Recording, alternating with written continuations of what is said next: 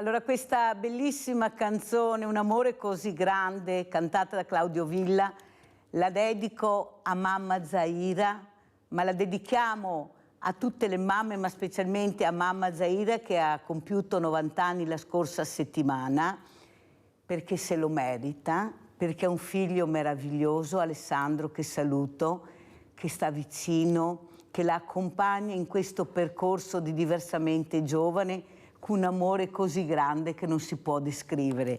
Io penso che mamma Zaira abbia la fortuna di avere questo figlio meraviglioso, ma penso anche che questo figlio meraviglioso abbia la fortuna di avere mamma Zaira, perché se queste emozioni, se questi valori sono all'interno di questo uomo, vuol dire che mamma Zaira ha seminato molto bene. Perciò complimenti veramente, tanti auguri mamma Zaira da tutta la grande famiglia di Sveglia Veneti. Grazie e grazie Alessandro, e continua così, perché dobbiamo stare molto vicini ai diversamente giovani, perché hanno sofferto tanto, e se noi siamo diventati così grandi, così forti, è merito loro, del loro lavoro e dei loro sacrifici. Detto questo, vi presento subito due ospiti graditi. Abbiamo in presenza la dottoressa Silvia Grigolin, che voi conoscete già perché è già stata, ma era collegata, questa volta in presenza, che si presenterà. E saluto anche Marco Turato, sindaco di Pederobba, secondo mandato Lega Nord. Buongiorno sindaco, grazie anche a lei di essere qui. Allora io partirei proprio dal sindaco Turato. Ecco, questi auguri a questa mamma, questi figli veramente che capiscono l'importanza nel stare vicino, di capire le esigenze, di capire, di dare affetto a questi genitori, ma soprattutto che molti bussano a queste porte, sono le porte dei sindaci. Lei lo sa come la penso, sindaco Turato, perché siete gli unici vicini al territorio, la politica è lontana. Stiamo vedendo in questi giorni, ma in questi mesi, in questi anni, servizi alle persone che mancano continuamente. Voi con la coperta corta però almeno riuscite a fare l'ascolto, quello che non fanno altri che dovrebbero farlo, e sono pagati anche per questo, ma non lo fanno. Cosa ci racconta sindaco Turato, visto che lei ha preso anche una medaglia d'oro, adesso ci spiega il perché sono importanti anche questi valori, ecco, questi riconoscimenti. Prego sindaco. Allora niente, intanto vi saluto tutti i telespettatori. La fascia debole fa bene lei a sottolineare questa situazione. Noi come comune, ma parlo soprattutto per il comune di Pederobba, abbiamo degli operatori dipendenti del comune che si fanno in quattro pur di andare incontro a quelle che sono le esigenze delle fasce deboli, gli anziani, i disabili e quant'altro. Purtroppo, come diceva lei, la coperta è corta e fortunatamente possiamo fare leva su dei volontari che dedicano il proprio tempo, i propri spazi per cercare di risolvere quelle problematiche quotidiane che riguardano gli anziani e le persone più sfortunate. Se non avessimo i volontari nel nostro piccolo comune saremmo a carte 48, come si suol dire. Fortunatamente abbiamo delle persone sensibili, le quali si prendono cura delle persone deboli e fragili. Poi, per quel che riguarda le medaglie, questa è la seconda medaglia che prendiamo come comune di Pederobba. 2 anni fa abbiamo avuto la medaglia d'argento per i fatti accaduti durante la seconda guerra mondiale, per i rastrellamenti di nazifascisti, e un mese fa ci è arrivata la comunicazione dal Ministero dell'Interno che il Presidente della Repubblica ha firmato il decreto con cui ci viene assegnata la medaglia d'oro al valor civile per i fatti della prima guerra mondiale. Il comune di Pederobba, come tanti di voi sa, siamo rivieraschi al fiume Piave, alle pendici del Monte Grappa, per cui in prima linea durante quel conflitto. Abbiamo avuto molti danni e soprattutto c'è stata un'immigrazione costretta a lasciare le proprie case a causa appunto degli eventi bellici di quel tempo. E ci è stata riconosciuta appunto la medaglia d'oro al valor civile. Allora andiamo anche a vedere questa medaglia d'oro, perché bisogna anche capire, ecco, il valore che hanno queste medaglie. L'ha spiegato bene il sindaco, ma guardiamo anche il servizio. Soddisfazione, ma soprattutto orgoglio per la mia comunità. Questo sta a dimostrare il sacrificio dei nostri antenati durante il conflitto bellico della prima guerra mondiale. È iniziato con una notizia che ha colpito ed emozionato l'intera comunità questo 2024 per Pederobba. Il Presidente della Repubblica, Sergio Mattarella, ha firmato il decreto con cui viene conferita al piccolo comune ai piedi del Monfenera la medaglia d'oro al merito civile per i sacrifici compiuti tra il 1917 e il 1918. È stato riconosciuto il sacrificio della nostra gente che ha dovuto lasciare le proprie case affrontando un profugato non indifferente arrivando fino in Sicilia. Ricordiamo che il nostro territorio è proprio sulla linea del Piave, teatro di grandi battaglie che ha coinvolto la nostra cittadinanza. Richiamando il decreto emesso in seguito al vaglio di un'apposita commissione del corposo dossier preparato dal Comune, il Ministro dell'Interno Matteo Piantedosi ha fatto pervenire al Sindaco l'attesa comunicazione che sarà pubblicata in Gazzetta Ufficiale. Pederobba e il suo territorio fecero da sfondo ai violenti combattimenti tra le truppe italiane e quelle imperiali, con queste ultime che stavano per prevalere. Avevano quasi sfondato, ma grazie al famoso ponte di barche che è stato costruito proprio nel territorio di Pederobba, nel fiume Piave, abbiamo fermato l'avanzata austro-ungarica. Sebbene a distanza di oltre un secolo da quei fatti, la medaglia al valore civile che affiancherà quella d'argento sul gonfalone ha un alto valore simbolico e sarà celebrata nel corso di una cerimonia che il Comune intende presto promuovere, coinvolgendo la cittadinanza, in particolare i ragazzi. I giovani del nostro Comune devono prendere esempio dei loro nonni o bisnonni che hanno dimostrato amore per il proprio territorio. I giovani sono la nostra ricchezza, ma questa ricchezza bisogna spenderla bene, prendendo esempio dai nostri avi. Allora adesso sentiamo anche la dottoressa Silvia Grigolin cosa ne pensa, come commenta, ma intanto si presenti. Chi è la dottoressa Grigolin per quelli che non la conoscono? Allora, buongiorno Mirella, grazie. Sì, mi chiamo Silvia, chiamami Silvia. Silvia. Io mi occupo sono pedagogista, mi occupo di percorsi di educazione, ma anche di accoglienza, rivolti a soggetti in età evolutiva, ma anche persone più in là, più grandi di esperienza, quindi anche con anziani. E al di là di questo penso di essere oggi qui proprio per parlare di un'associazione che mi sta a cuore perché attualmente sono in carica io come presidente, che si chiama Family Way, che ha sede a Paese di Treviso, ma che vuole avere uno sguardo di apertura, per cui cerca la collaborazione anche con altri territori, altri comuni in provincia di Treviso, ma non solo, per proporre proprio dei progetti che siano di aiuto alle comunità, al territorio, pensati per le famiglie.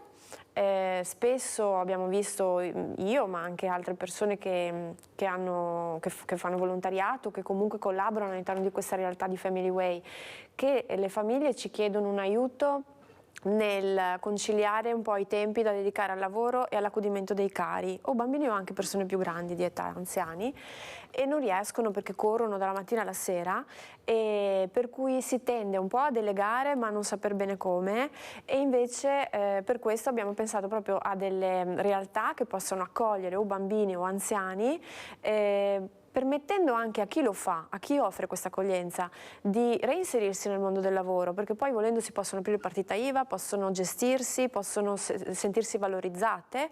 Spesso sono donne che sono uscite dal mondo del lavoro o perché hanno avuto una o due maternità e dopo non si sono più inserite, oppure hanno proprio perso il lavoro, per cui hanno magari questa predisposizione, vengono aiutate in questo e si creano così delle reti comunitarie, delle alleanze nel territorio solidali, dove è giusto che venga valorizzata questa figura che accoglie in casa o bambini o anziani, perché lo fa con una certa competenza, vuole perfezionarsi, si mette in gioco, però l'idea è che poi l'accoglienza non sia fine a se stessa, cioè non è che io in alcuni orari del giorno, quando i genitori o i figli, perché se è un anziano sono figli, non ho modo di seguire i miei cari, li lascio lì e basta. È proprio uno stare insieme accompagnato ed anche un vivere il quartiere. Quindi oggi cosa facciamo insieme? Decidiamo insieme cosa fare. Fare comunità. Sì, e magari c'è Gina che è vicino a casa all'orto, andiamo a trovarla, oppure abbiamo vicino che tipi di offerte ci sono in questo territorio, anche per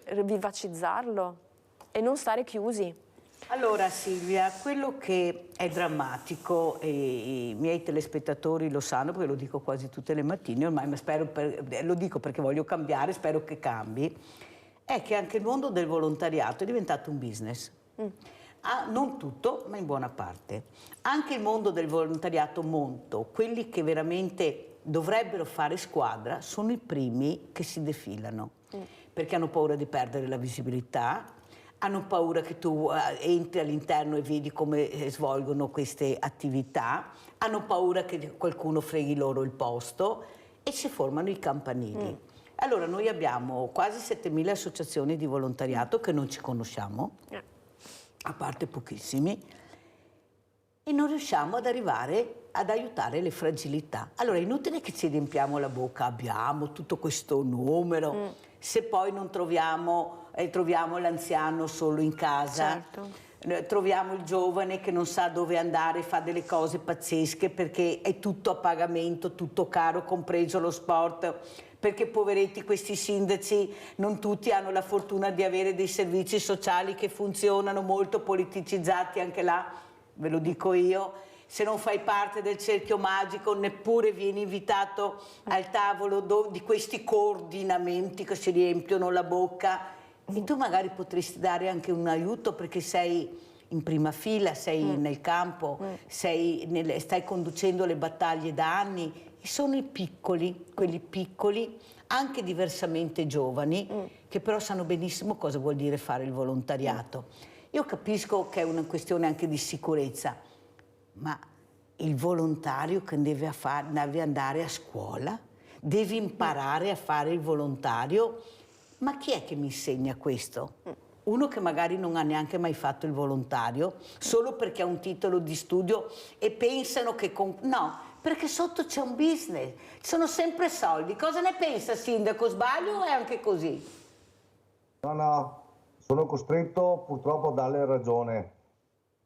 L'Italia mette in difficoltà moltissimi dei nostri volontari dal punto di vista delle responsabilità che hanno nei confronti di chi aiutano, però se abbiamo la fortuna di avere dei volontari che danno una mano alle amministrazioni comunali per accompagnare le persone fragili, viva Dio, cerchiamo di assecondarli e aiutare noi loro quasi in difficoltà nei nostri confronti, per cui ripeto, le difficoltà sono molteplici e come diceva giustamente lei si dà linfa a quelle persone che mettono, diciamo, in difficoltà appunto le associazioni di volontariato che vorrebbero spendersi ma sono costrette a rimanere a casa. Grazie per queste parole, Sindaco Turato, perché io sono convinta che dovremmo fare squadra tra di noi, infatti io sono partita, lo sa benissimo anche Silvia, ecco, faremo queste riunioni per incontrarci, perché è inutile che abbiamo un volontario insieme che non ci invita, che non sentiamo, che non ascoltiamo, siamo regolarmente iscritti e non mi può pure arrivare la locandina della menopausa da un volontario insieme, la locandina della menopausa mi deve arrivare da qualcun altro, Sindaco, perché funziona così e bisogna iniziare a parlare, se no non ne andiamo fuori. Abbiamo Rinaldo da Venezia, vai Rinaldo! Ciao Mirella e buongiorno ai tuoi ospiti. Innanzitutto mi associo per fare gli auguri a Zaira che compie 90 anni. Bravo Rinaldo! Brava Zaira, va avanti che ti dà una vita davanti, brava. Ti auguro altri 20 al manco, perché noi altri anziani non siamo un libro, siamo un'enciclopedia, perché ancora adesso che abbiamo una certa età, aiutiamo i giovani, se non fossero gli anziani che aiutano la famiglia, per i figli a scuola, per i genitori lavorano, per i tecnici, hai già 800-900 euro al mese, se non fossimo neanche gli anziani, sarebbe ancora peso. E dopo che dico, hai politica, i 110, i Gadadario, ai comuni, quei 110 non per fare case, per i comuni, va bene, che un sindaco con 110 e metteria a posto tante vecchie robe, lei sindaci che ha bisogno di danari, no uno che ha una casa che costa 700-800 mila euro, ti dà 110 padroni, ma che servevano voi? Ma robe assurde. Un comune poi, che un sindaco non sa per niente, e si sacrifica e fa di tutto per i suoi paesani, va bene, e dopo diventa amato per risolvere i problemi, perché non l'abbiamo messo a posto, non hai possibilità di farlo. E ora, siamo lì a parlare di robe, ma gli agriveci non abbiamo studiato perché non avevamo le possibilità, diciamo che avevamo fame, Abbiamo fatto un Veneto fiorente, va bene, adesso studia tutti e a medicina ne porta fino a 100 anni se avremo un Sardeo, va bene, c'è tutto un benessere, i fiori, gli stressai, ma stressai da cosa? I fiori dovremmo lasciarli da fiori, da sbagliare e imparare, i genitori, da stargli dritto, accompagnarli nella vita. Stare attenti, ma no dire che non ti puoi fare questo, anzi chi fa da solo. Quando chi sbaglia la testa impara da soli e torna in Dio. Quello è il problema. Il genitore resta in parte e vede cosa chi fa sti fiori. Ma che viene anche giusto che impara da formarsi, specialmente nella pubertà. Dai, mi dicono che noi studiamo, ne avevamo 7, 8, famiglie da 12, fine. Chi aveva 3 fiori, 4 fiori, ne dicevamo, ma e da 3 fiori solo. Ma ti te rendi conto, Mirella? Gesù si sta meglio adesso, indubbiamente molto meglio adesso, e andando avanti ancora di più. E ora cerchiamo di risolvere i problemi reali della povera gente, non di chi che ha, uno che ha come un politico, che ha 7-8 mila al mese, cosa vuol che sappia? Io il pane non lo ciappa suando, lavorando, è sua sì, ma sul culo stiamo sentendo in carriera, ti ha capito? Ed è diverso il discorso. Cara Mirella, ti saluto, buongiorno a te e ai tuoi ospiti. Abbiamo sentito le riflessioni di Rinaldo, adesso andiamo a vedere il video che ha portato Silvia Grigolin, proprio vivere esperienze. Andiamo a vedere questo video.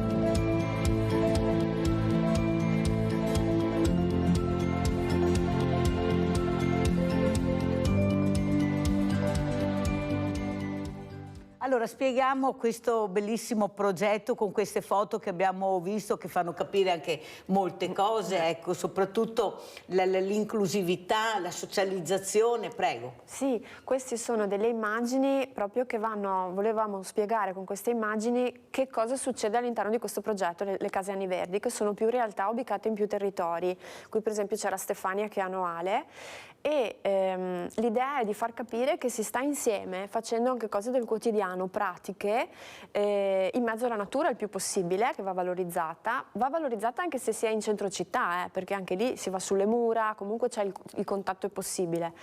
Però l'idea è del permettere ai bambini di fare esperienze concrete di ogni giorno e di trovare anche soluzioni rispetto al quotidiano. Per esempio, abbiamo finito la merenda, come facciamo? Troviamo insieme una soluzione. Va valorizzato il bambino nel suo saper fare e non dovrebbe essere l'adulto, questa è una cosa che noi cerchiamo sempre di sottolineare e anche di trasmettere alle famiglie, perché poi sono esperienze che condividiamo con mamma e papà. Non dovrebbe sostituirsi al bambino nel fare, cioè il bambino dovrebbe poter provare a fare le cose e anche a risolversi i problemi. Se no siamo troppo apprensivi oppure li blocchiamo nel loro poter fare esperienza e questo li rende più fragili. Dopo abbiamo preadolescenti o adolescenti che di fronte al primo imprevisto si trovano in difficoltà. Diceva bene il signore di prima con la telefonata, no? Rinaldo. Che il signor Rinaldo, che devono poter sbagliare, è perché così si cresce, ci si rinforza e poi anche si sentono dentro di loro di poter far fronte agli imprevisti che purtroppo normalmente avvengono. E quindi anche una cosa che favoriamo è lo scambio dei momenti di incontro tra bambini e persone con più esperienza, quindi anche i nonni, perché i nonni con il loro bagaglio di vita trasmettono tutte queste cose e anche aiutano qualche genitore ogni tanto, perché c'è il genitore che spesso dice non posso dirgli di no, non posso sgridarlo, perché no? Cioè, il confine lo dà l'adulto. Poveretto. Abbiamo una responsabilità da adulti. Poveretto sto bambino, non ce la fa. Non ce la può fare, invece sì che ce la fa. Mamma mia. Pubblicità.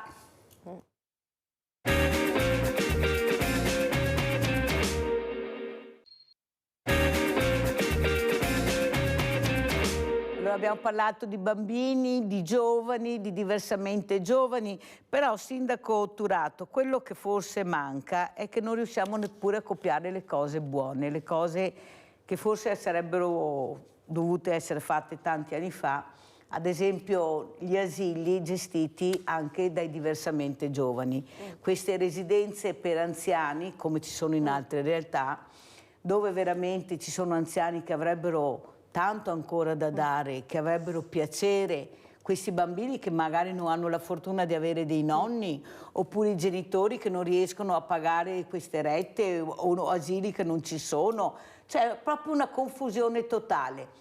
Non abbiamo fatto neppure quello. L'unica cosa che noi siamo riusciti a copiare sono stati i centri commerciali. Ecco, la cosa più schifosa che potevamo fare, visto la realtà del nostro paese, non il bel paese solo perché siamo proprio belli come paese, da nord a sud, da est a ovest, è proprio per queste realtà che vivevano nei centri storici, questi negozietti, che i turisti invidiavano, non vedevano trovare il vicoletto per andare a vedere l'artigiano. Abbiamo distrutto tutto. Allora forse, Sindaco, anche voi, adesso che avete fatto squadra, finalmente voi siete riusciti a fare squadra anche tra sindaci, ed è una cosa molto importante.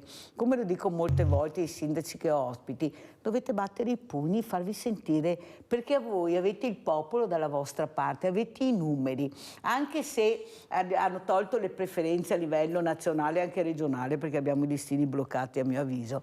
Voi avete il consenso del vostro popolo che vi elegge, se siete bravi vi riconferma. Prego, Sindaco Turato. Lei faceva riferimento agli asili.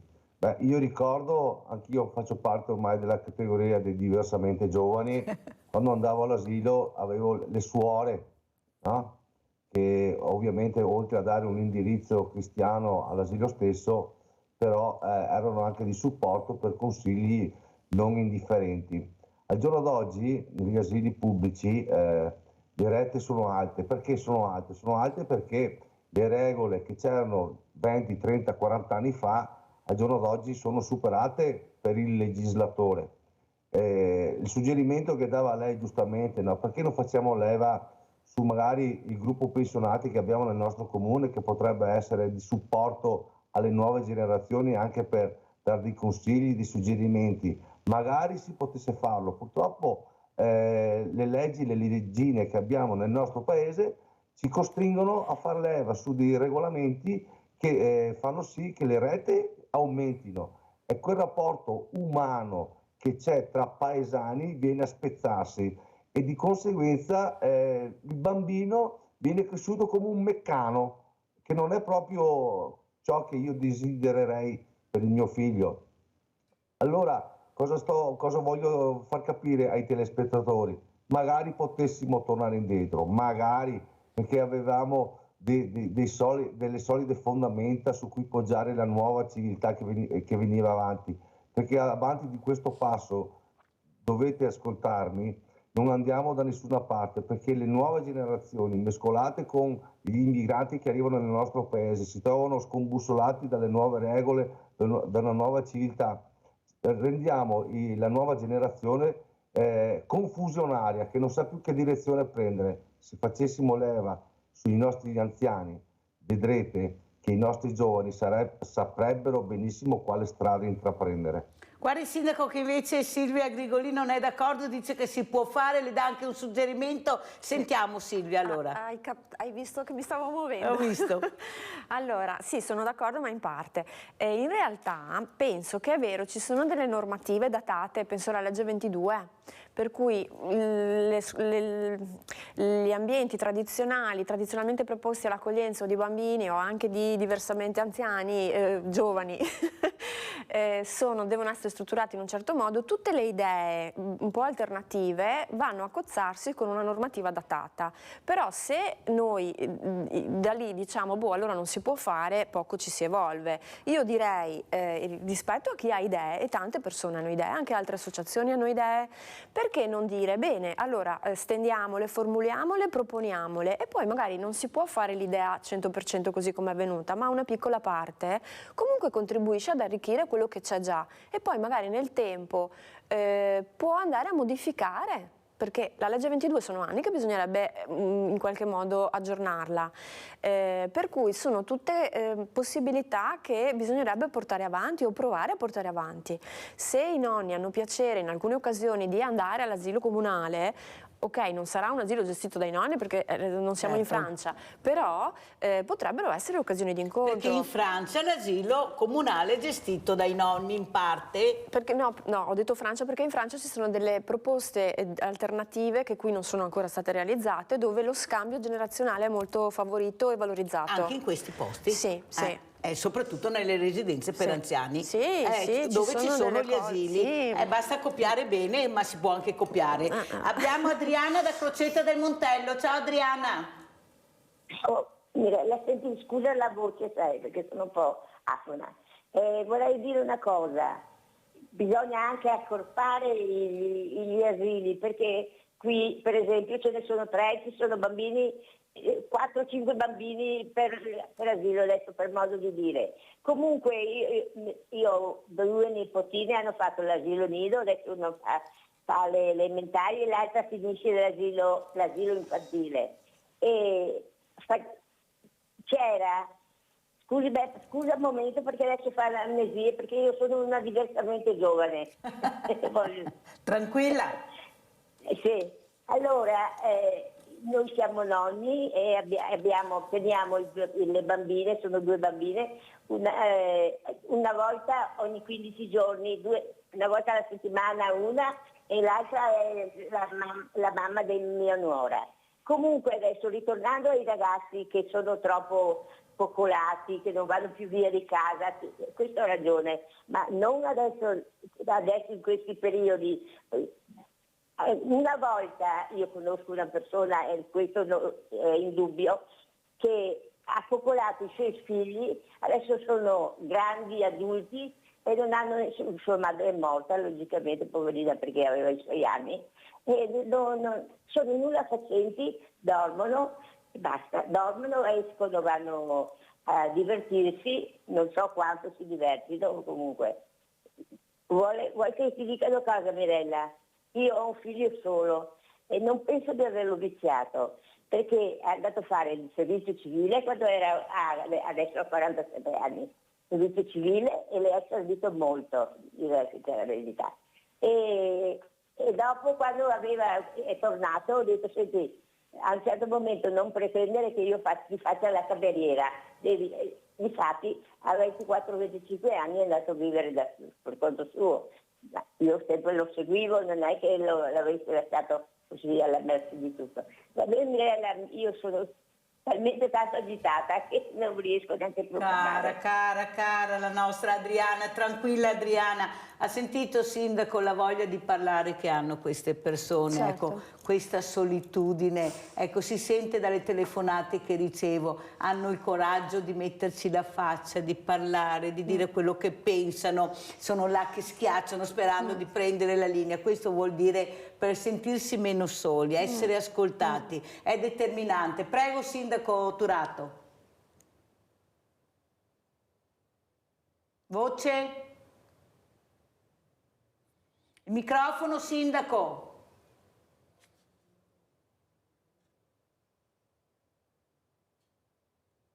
Non lo sentiamo? Allora intanto commentiamo, come commenta questa telefonata? Come commenti Silvia questa telefonata di nonna Adriana? Mi ha colpito, è uno spaccato della vita di oggi, tante persone ci dicono è vero, i giovani hanno bisogno di non essere troppo coccolati, dicevamo prima questo crea fragilità, coccolato nel senso bloccato nel poter sbagliare, nel poter fare errori, nel poter impratichirsi. Mi veniva in mente il professor Massagli, Roma, che tempo fa aveva fatto un esempio. Ci sono le multinazionali adesso che quando fanno i colloqui di lavoro non è detto che chiedano va bene, hai studiato questo, dammi questo curriculum apposta, ma fanno delle domande su anche la capacità di risolvere problemi. Quindi ai giovani candidati chiedono, per esempio, come hai risolto un imprevisto, l'ultimo imprevisto che ti è capitato? E riportava il professor Massagli che emerge questo come un problema, perché spesso il candidato che ha studiato, plurilaureato, specializzato, si trova in difficoltà nel dare la risposta, ma in realtà dovrebbe dare una risposta su un'esperienza di vita pratica, che non dovrebbe spaventare. Sì. Questo vuol dire che allora forse il giovane è in difficoltà rispetto a delle cose che per una persona di più esperienza sono banali, ma fa pensare. Questo è un dato che a me ha fatto pensare. Mi sono quasi preoccupata, ho detto ma come?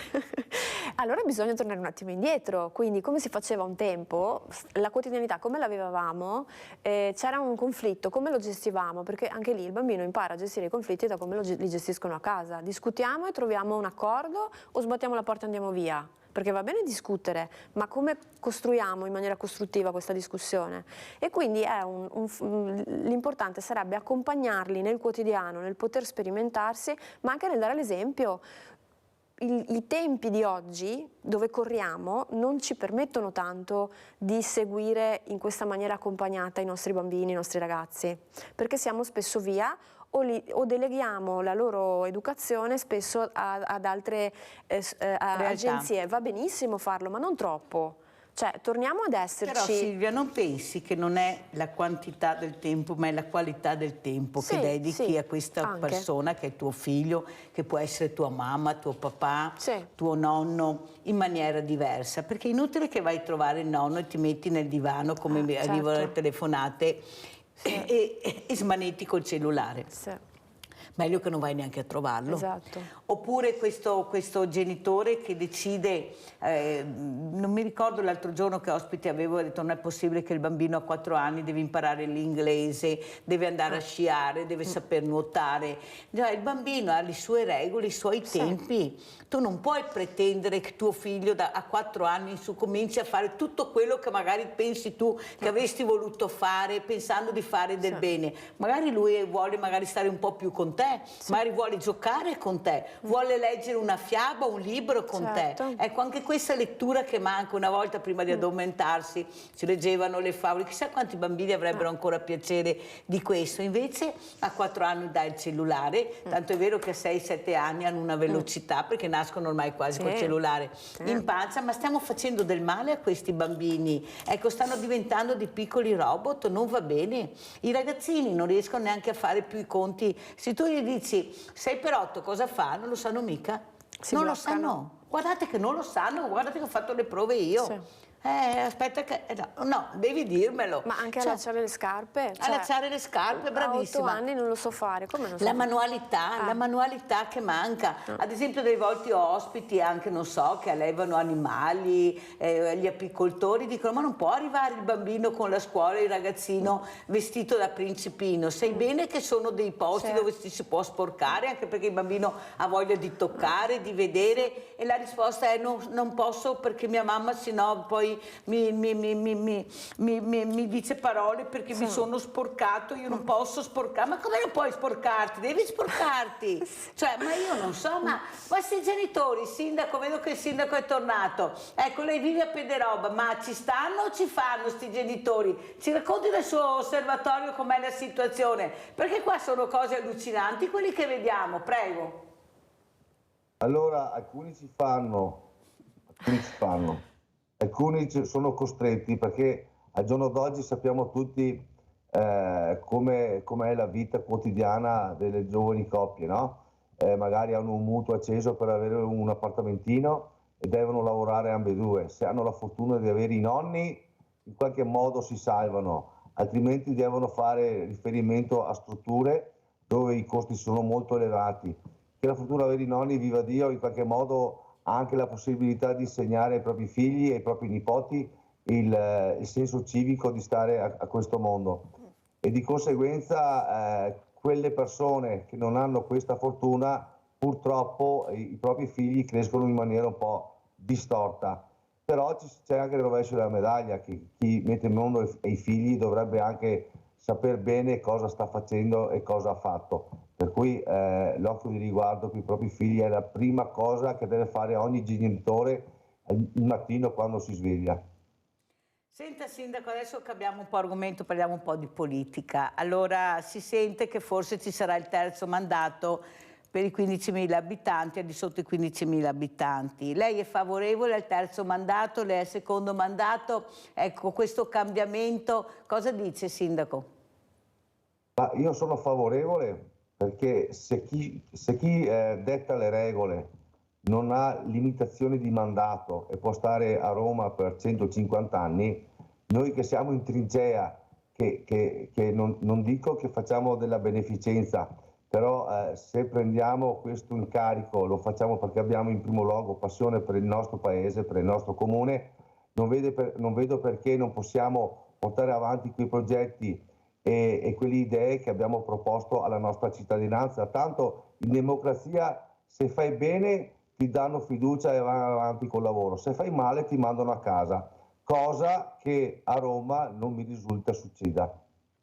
Però sindaco, non è anche vero che bisogna anche cercare di cambiare, anche perché si può star fermi un giro e poi ritornare, non è che devi star fermo per sempre, per vedere anche cosa offre il territorio, perché se continuiamo ma non lo dico a lei, parlo naturalmente in generale, ecco, questi giovani hanno anche loro voglia di vedere, ne abbiamo tanti di provare, di bravi, e forse li avvicineremo di più alla politica se li intrighiamo di più. Io non dico che i sindaci non lavorino bene, tanto è vero che, come ha detto lei, se fanno bene vengono anche premiati, ma è un problema proprio generazionale secondo me, perché sembra che quel bravo sia solo lui bravo, se perdiamo lui cade tutto. No, non è vero, ce ne sono tanti di bravi e dobbiamo dare la possibilità di cambiare, di provare, anche di sbagliare, ma come dice lei, se sbaglia le persone lo mandano a casa perché non lo votano, perché se no, come dice lei, se continuiamo a dire sì ma a Roma stanno là fino a 200 anni e le do ragione, è una roba vergognosa, però bisogna cominciare a cambiare perché sennò non andiamo più da nessuna parte. C'è un rinnovamento anche generazionale che dobbiamo mettere in pratica, perché già abbiamo pochi giovani, se continuiamo a perderli perché vanno all'estero, perché qua non riescono a collocarsi, perché sono schifati della politica che abbiamo, perché non li ascolta, non li sente. Cosa dici Silvia, secondo te? Certamente, perché si darebbe più spazio a più voci, a più pensieri, anche la possibilità di quindi creare maggiore movimento, comunque cambiamento, evoluzione in alcuni progetti. Per penso che sì, sarebbe auspicabile, anche perché se no, cioè, il pensiero, beh, ma in un altro contesto comunque si va in quella direzione, tanto vale andarci anche noi, sì, forse andrebbe fatto diversamente, cioè cerco di modificare dove posso modificare per migliorare. Se no è un pensiero un po' triste. Anche perché io mi ricordo una volta c'erano, non so sindaco se lei è d'accordo, quasi tutti i sindaci erano datati, quasi sempre, perché sì, quella è la...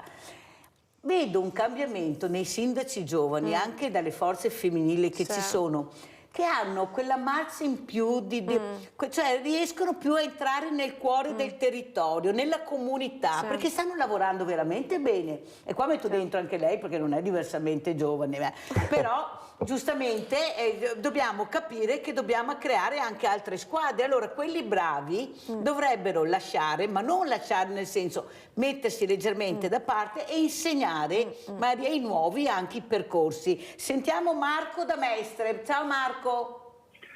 Ciao, niente, io sono di Marghera, non Mestre. Comunque. Ah, Marghera, va bene.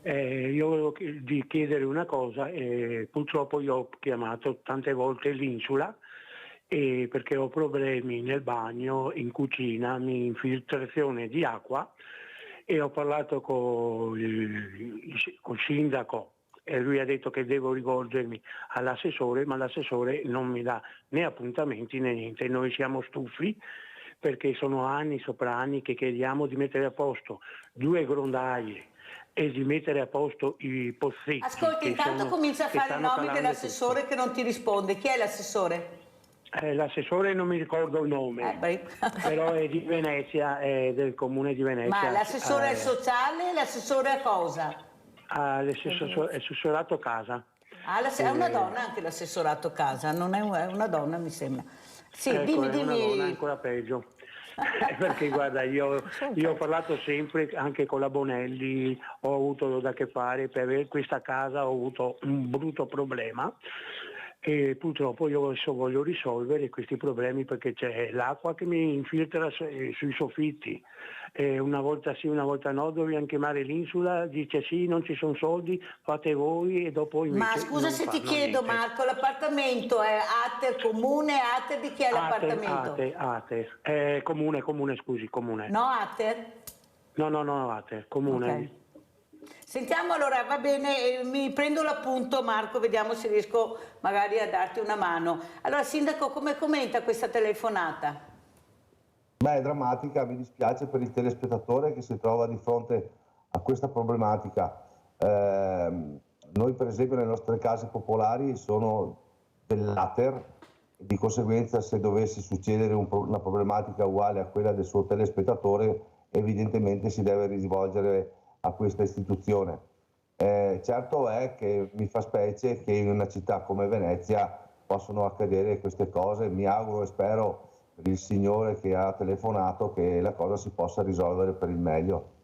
Grazie, allora salutiamo il sindaco Marco Turato, sindaco di Pederoba, secondo mandato Lega Nord. Grazie sindaco di essere stato con noi, mentre la dottoressa Silvia Grigolin rimarrà con noi. Grazie, pubblicità.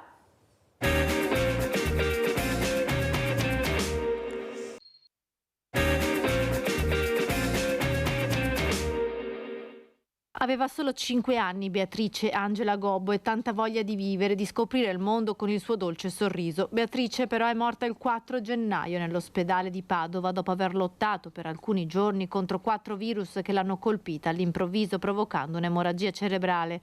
Una bambina sana e solare, Beatrice Angela, che viveva con mamma e papà a Veggiano, così la ricorda anche padre Federico Lauretta, parroco della Basilica di Santa Giustina che l'ha battezzata 5 anni fa. Il ricordo che ho è quello di una bambina vivace, felice, che amava la vita, e proprio di recente il papà mi aveva fatto vedere anche un bellissimo video della ultima recita natalizia all'asilo e la vedevi proprio una bambina carica di gioia.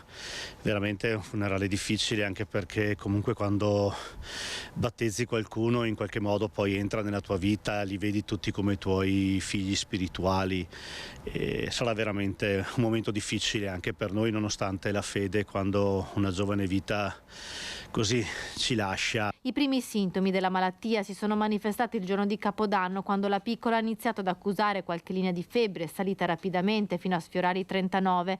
Poi le condizioni si sono aggravate velocemente, tanto che è stata soccorsa dal 118 e ricoverata in pediatria a Padova, dove si è spenta il 4 gennaio. Per chiarire le cause della morte della bambina è stata eseguita l'autopsia. La famiglia, distrutta dal dolore, voleva in un ultimo gesto di amore donare gli organi della piccola, ma non è stato possibile perché compromessi dai virus. A confortare Giovanni e Francesca, i genitori di Beatrice e Angela, padre Federico, che celebrerà i funerali venerdì mattina alle 10 nella Basilica di Santa Giustina di Padova. Il giorno del funerale, che sarà venerdì mattina, cercheremo di parlare della vita, della bellezza della vita, che per quanto corta può essere stata, però Beatrice l'ha vissuta e l'ha amata fino in fondo. La famiglia non chiede fiori ma una donazione alla Fondazione Salus Pueri per i progetti a favore del reparto di pediatria di Padova. Allora, dobbiamo pure iniziare a parlare, perché queste influenze preoccupano molto, questi virus, poche persone che si sono vaccinate, abbiamo sentito i numeri anche ieri, anche contro l'antinfluenzale, anche diversamente giovani, i bambini, non ne parliamo del Covid. Allora ne parleremo questa mattina e ringrazio veramente gli ospiti graditissimi. Abbiamo collegato da Roma il professor Andrea Crisanti, senatore anche della Repubblica Italiana. Grazie senatore, penso si occupi ancora di sanità, spero. Buongiorno senatore, la ringrazio. Grazie dell'invito. E saluto anche il professor Gennaro D'Amato, collegato da Napoli con noi, pneumologo, allergologo. Grazie veramente, perché dobbiamo capire, c'è molta confusione in giro. Ieri ho ricevuto una telefonata di Leone, che appunto aveva un infettivologo ospite, e proprio collegati da Roma eravamo, e ha detto: io non mi sono vaccinato contro il Covid perché ho letto su internet, non mi fido, c'è scritto di tutto, di più, e io ho paura. Allora io ho pregato Leone di ascoltare le persone per bene, che siete voi, gli addetti ai lavori, quelli seri, quelli competenti, quelli che non mirano alla poltrona ma mirano alla salute della comunità. Allora partirei proprio dal professor Crisanti, spero si occupi ancora, oltre che di politica, di queste cose, professor Crisanti. Guardi, io mi occupo di sanità e sicuramente mi interesso ancora di problemi di salute pubblica, quindi compreso anche i vaccini, perché poi il problema di salute pubblica sono poi necessariamente anche problemi di natura politica, quindi non mi trovo abbastanza a mio agio a parlare di queste cose. Com'è la situazione, professor Crisanti, dal suo osservatorio?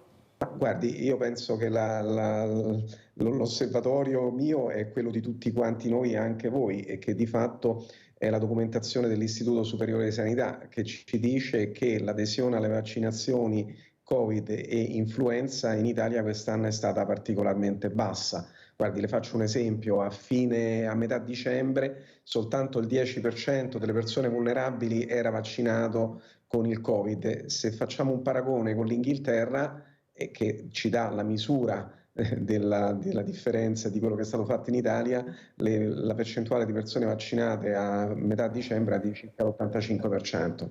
È veramente sconfortante anche il fatto che l'adesione alla vaccinazione dell'influenza quest'anno è stata più bassa degli anni scorsi, quindi sicuramente questo testimonia quella che possiamo chiamare una specie di rifiuto o stanchezza o logoramento della popolazione italiana nell'accettare una pratica di sanità pubblica che è quella che in termini di costo-benefici è la più vantaggiosa, e che tra le altre cose, insieme agli antibiotici e alle misure di igiene, ha permesso di portare l'aspettativa di vita media da 40 anni, che era all'inizio del secolo, ad adesso a 85 anni. Quindi ecco, vorrei rassicurare veramente tutti quelli che hanno dei dubbi sull'efficacia dei vaccini, che sì, i vaccini possono causare degli effetti collaterali indesiderati. Questi sono rari, ma il beneficio a livello di popolazione è veramente senza precedenti. Professor D'Amato, come commenta lei anche da un altro osservatorio, lei è pneumologo, allergologo, perché dobbiamo veramente cercare forse di informare di più, ma con informazione chiara, un'informazione di persone serie che dicono la verità, di credere alla scienza, alla ricerca. Prego, professor D'Amato. Ecco, io ringrazio per questo invito che mi dà la possibilità di amplificare quello che io da tanto tempo sto facendo, anche attraverso la pagina Respiro Italia su Facebook. Francamente francamente mi stupisce che ci sia un calo nelle vaccinazioni. Il virus, lo stesso che sta determinando tante influenze in questo periodo, e addirittura i 2 decessi da influenza suina, che in effetti è un modo improprio per definirlo, questo virus è definito H1N1 e che conosciamo bene, nel senso che fu il responsabile tra il 2009 e il 2010 di molte polmoniti e di tanti decessi, ed è in effetti anche identificato come la spagnola, che agli inizi del secolo scorso per molti mesi ha determinato addirittura molti decessi. Sono dei ritorni perché si tratta di virus che a volte appunto ritornano con una maggiore aggressività. Il fatto è che ormai da tanto tempo, oltre 10 anni, noi abbiamo un vaccino decente, anzi protettivo verso l'H1N1. Io lo sto dicendo da tempo, purtroppo anche i medici di medicina generale, non tutti per la verità, perché ce ne sono alcuni molto seri, altri che non invitano a vaccinare quando c'è questa protezione, soprattutto nei soggetti fragili, nei soggetti diciamo anziani, nei soggetti con altre patologie, ad esempio i tumorali, non solo, ma anche i diabetici ed altri con problemi metabolici. Direi che è obbligatorio il vaccino. Anche la Società Italiana di Pediatria già da alcuni anni ha invitato a vaccinare i bambini. Noi sappiamo che per fortuna ci sono dei vaccini obbligatori che aiutano molto i bambini, tra questi anche l'antipolmonite, che appunto in genere obbligatoriamente dovrebbe essere fatto e viene fatto. E per quanto riguarda il vaccino antinfluenzale c'è un invito, e la Società Italiana di Pediatria appunto ha invitato varie volte a vaccinare anche i bambini.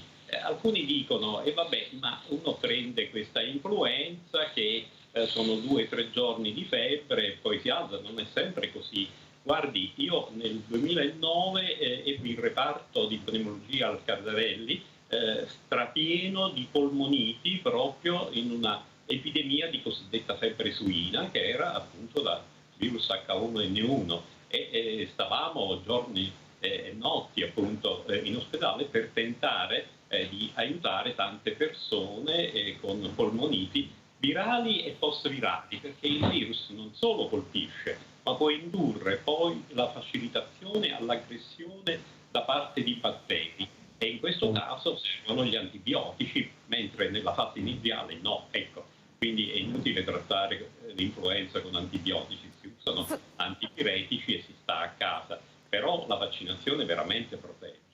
La ringrazio, anzi vi ringrazio di aver detto questo, però professor Crisanti, mi scusi, ma nel momento che la politica ha avuto paura di mettere l'obbligatorietà al vaccino, perché questo è quello che è successo, nel momento che tutti i medici, tutti voi, compresi i ricercatori, erano con le spalle al muro perché è arrivato all'improvviso, eravamo tutti scoperti, nessuno sapeva cosa fare, cosa c'era, nel lasso di tempo tra quello che stava succedendo e il vaccino che non arrivava, si è lasciato questo limbo dove si sono messi all'interno e sono nati i Novax.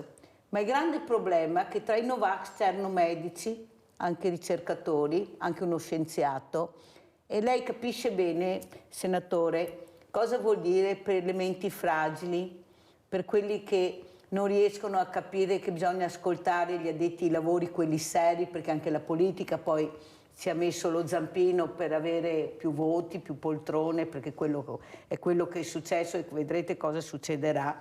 Ecco, perché non si è avuto questo coraggio? Perché quando c'è la salute pubblica nazionale non ce ne dovrebbe essere per nessuno. È quando stai male, da chi vai? Dal medico a curarti e lui ti ordina le medicine per guarire. Qui siamo arrivati addirittura al punto, io ho avuto un direttore di terapia intensiva che ha detto che addirittura arrivavano con la lista dei farmaci che volevano fare la cura, loro decidevano la cura, cose pazzesche. Ma la politica allora cosa serve? Cosa deleghiamo noi nel momento che andiamo a votare? Perché pensiamo veramente che queste persone dovrebbero fare il bene del paese, specialmente nella sanità, nella cura della persona. Prego, senatore. Ma guardi, sicuramente in una situazione eccezionale come quella dell'epidemia, la politica ha il dovere di indirizzare e prendere delle decisioni. Guardi, considerando la difficoltà della situazione, penso che l'Italia ha raggiunto un grandissimo obiettivo se lei considera che più dell'85% della popolazione si è vaccinata. Poi se noi guardiamo la storia della medicina che insegna tante cose, ci accorgiamo che c'è sempre stata anche in passato un gruppo di persone che in qualche modo hanno manifestato diffidenza verso i vaccini e che non si sono voluti vaccinare. Guardi, quello che abbiamo visto nella pandemia si è riprodotto fin dall'inizio della scoperta dei vaccini. Guardi, se lei pensa che lo stesso Pasteur era stato circondato la casa per settimane da persone che protestavano contro il fatto che lui stava vaccinando sperimentalmente un bambino contro la rabbia e che volevano praticamente distruggergli casa, ecco, se lei pensa a questo ci si rende conto come la diffidenza dei vaccini ha radici profonde. Poi lei tenga presente anche che in Italia ci sono numerose vaccinazioni obbligatorie, tra cui quella del morbillo, quella della pertosse, quella della meningite e chiaramente ecco, qui c'è da dire una cosa, che questo atteggiamento a cui è stato dato spazio alle persone che lei chiamano Novax, che poi magari alcune avevano solo paura, magari non erano proprio Novax, e chiaramente poi ha portato anche al fatto che in Italia per la prima volta da diversi anni c'è stata anche una diminuzione dell'adesione a vaccinazioni obbligatorie. In Italia adesso in alcune regioni l'adesione al morbillo è al 90%, che è bassa, perché per proteggersi dal morbillo bisogna arrivare al 95% a livello di popolazione. Quindi io penso che è stato sopravvalutato il problema dei Novax e sono state erroneamente raggruppate come Novax persone che avevano paura dell'incognito. Ecco. Io penso che è stato fatto un errore di comunicazione e non è stato spiegato che nel caso specifico il vaccino da Covid era un vaccino innocuo, molto più innocuo di altri vaccini che sono stati fatti in passato, guardi come quello della polio. La polio in un caso su 500.000 il virus diventava virulento e causava la polmonite, per non parlare del vaccino del vaiolo che ci ha consentito di eliminare e eradicare una malattia gravissima dal mondo. Il vaccino del vaiolo era un vaccino pericolosissimo che oggi non potrebbe essere messo in commercio, tant'è vero che esiste una variante di questo vaccino molto molto più innocua. Ecco, quindi voglio dire, la storia della medicina è costellata di innovazioni e diffidenze ed è chiaro che poi è compito del politico e degli scienziati convincere e comunicare nel modo corretto e allo stesso tempo rispettare anche chi magari in quel momento mostra delle esitazioni e non arruolarlo immediatamente tra i Novax. Ecco, io penso che è stato fatto questo errore di comunicazione. Abbiamo Anni da Conegliano. Ciao Anni. Sì? Sì, prego. Buongiorno Mirella, allora noi siamo da Conegliano, sono io e mio marito, che mio marito ha 83 anni e io 75. Volevo chiedere al dottore che noi abbiamo già fatto il vaccino anti-influenzale, però abbiamo avuto il Covid a ottobre tutti e due, se dobbiamo essere esenti da questo vaccino per il Covid, visto che l'abbiamo già avuto 2 volte. Grazie, guarda Anni, ti ringrazio. Capisce, professor Crisanti e professor D'Amato, l'importanza che siate qua anche questa mattina. Capite ancora che regna la confusione sui diversamente giovani.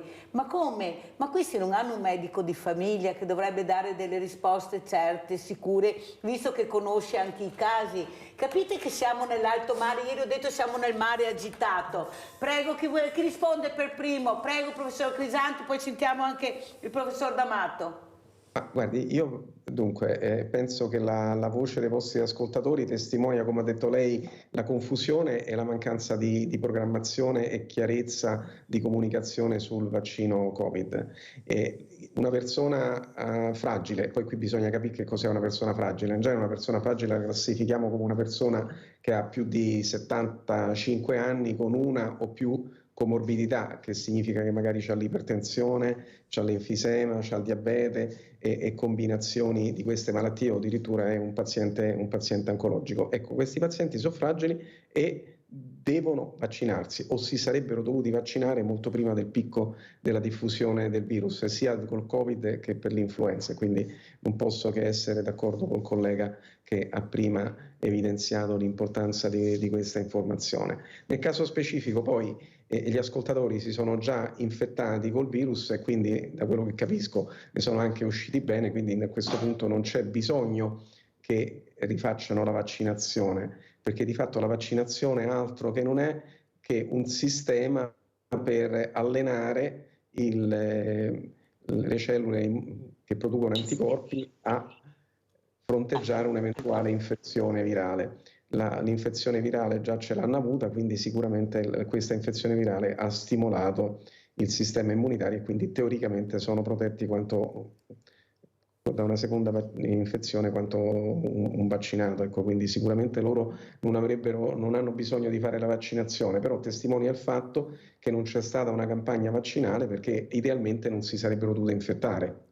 Allora, professor D'Amato, quello che noto però anche dalla telefonata di Annida Conegliano è la paura, perché come dice il professor Crisanti non è stato spiegato abbastanza bene. Ecco, ho preso il Covid ma ho paura, devo rifarmi il vaccino, non lo devo fare. Cioè, sono passati quasi 2 anni, siamo ancora a queste situazioni. Pensi, professor D'Amato, che l'altro giorno ho ricevuto un'altra telefonata di una persona che è andata dal suo medico di famiglia e che gli ha fatto l'anti-influenzale ma non l'anti-Covid. Ha detto non lo faccio, deve rivolgersi a deve andare da un'altra parte. E lei, poveretta, ha detto ma se il mio medico di famiglia l'ho visto un po' titubante, forse è meglio che non lo faccia. Ma capisce che messaggi veramente incredibili vengono dati proprio alle fragilità, poi oltretutto, perché ne basta uno per rovinare tutto il lavoro che fate voi. Prego, professor D'Amato.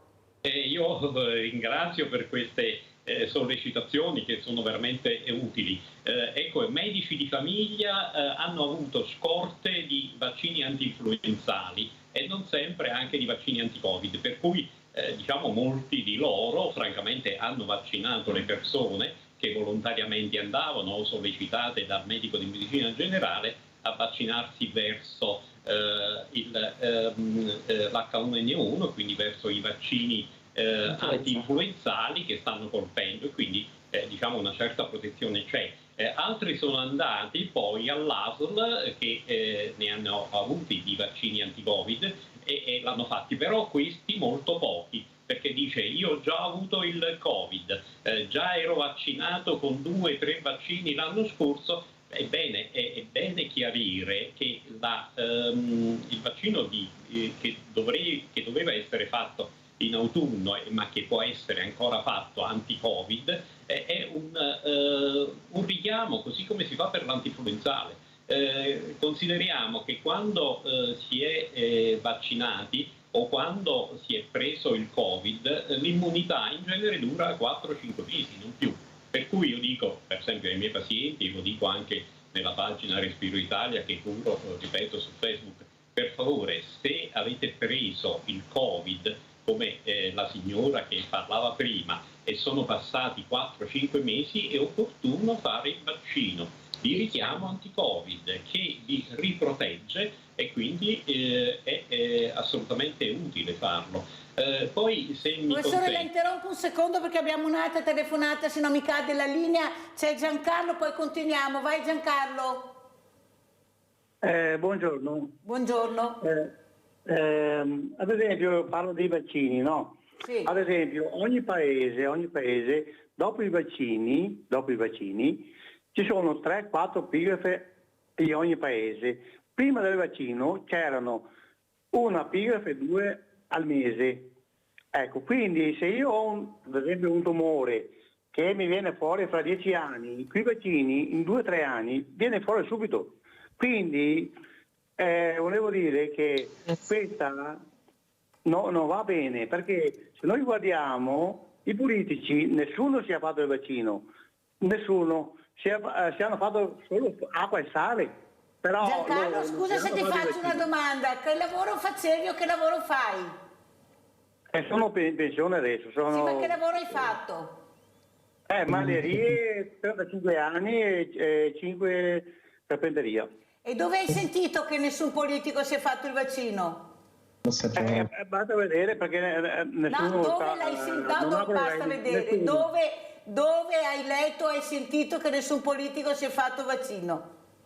Perché ho visto anche nel TikTok che facevano acqua e sale. Perfetto Giancarlo, molto chiaro, adesso ti risponderanno i professori, però prima dei professori poi vorrei concludere anche quello che stava dicendo il professor D'Amato, vorrei sentire anche Silvia Grigolin cosa ne pensa. Ecco, tu hai anche un ruolo importante perché sei pedagogista e senti queste telefonate che poi arrivano un po' dappertutto, perché noi abbiamo il passaparola, ho sentito quello ma mi ha detto l'altro, invece di ascoltare gli addetti ai lavori, ma non sentire, ascoltare bene quello che dicono quelli che hanno studiato. Prego. Allora sì, io ho un minimo di competenze nel mio ambito, penso sia un tema molto delicato.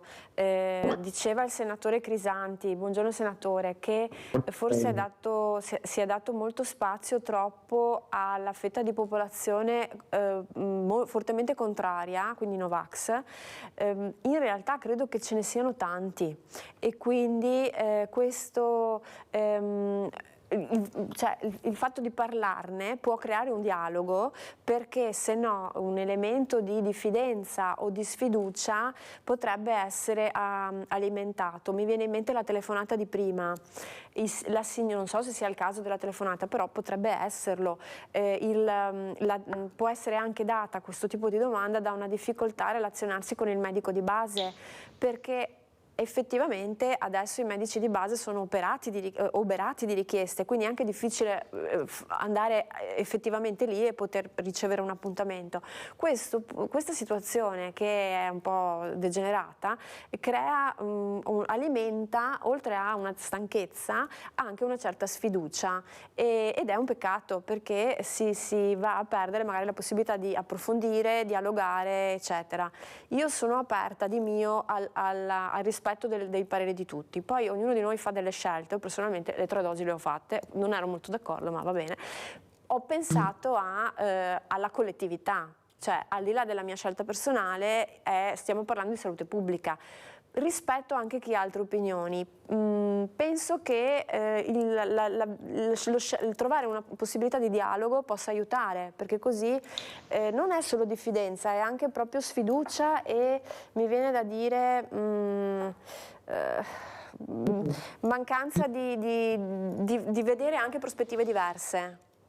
Perché allora sentiamo un'altra telefonata, poi facciamo concludere il professor D'Amato e sentiamo anche in merito alle telefonate. Sono importanti le telefonate, dobbiamo ascoltare il popolo. Vai Paolo. Buongiorno, chiamo da Padova e saluto tutti gli ospiti, ovviamente mi fa piacere che c'è anche il professor. Va bene, gli ospiti, vai. Sì. Allora, voglio dire questo, io ho un dubbio, perché io sono un trapiantato nel 2021, ovviamente ho fatto i miei vaccini anti-Covid, ho fatto anche i monoclonali e tutto.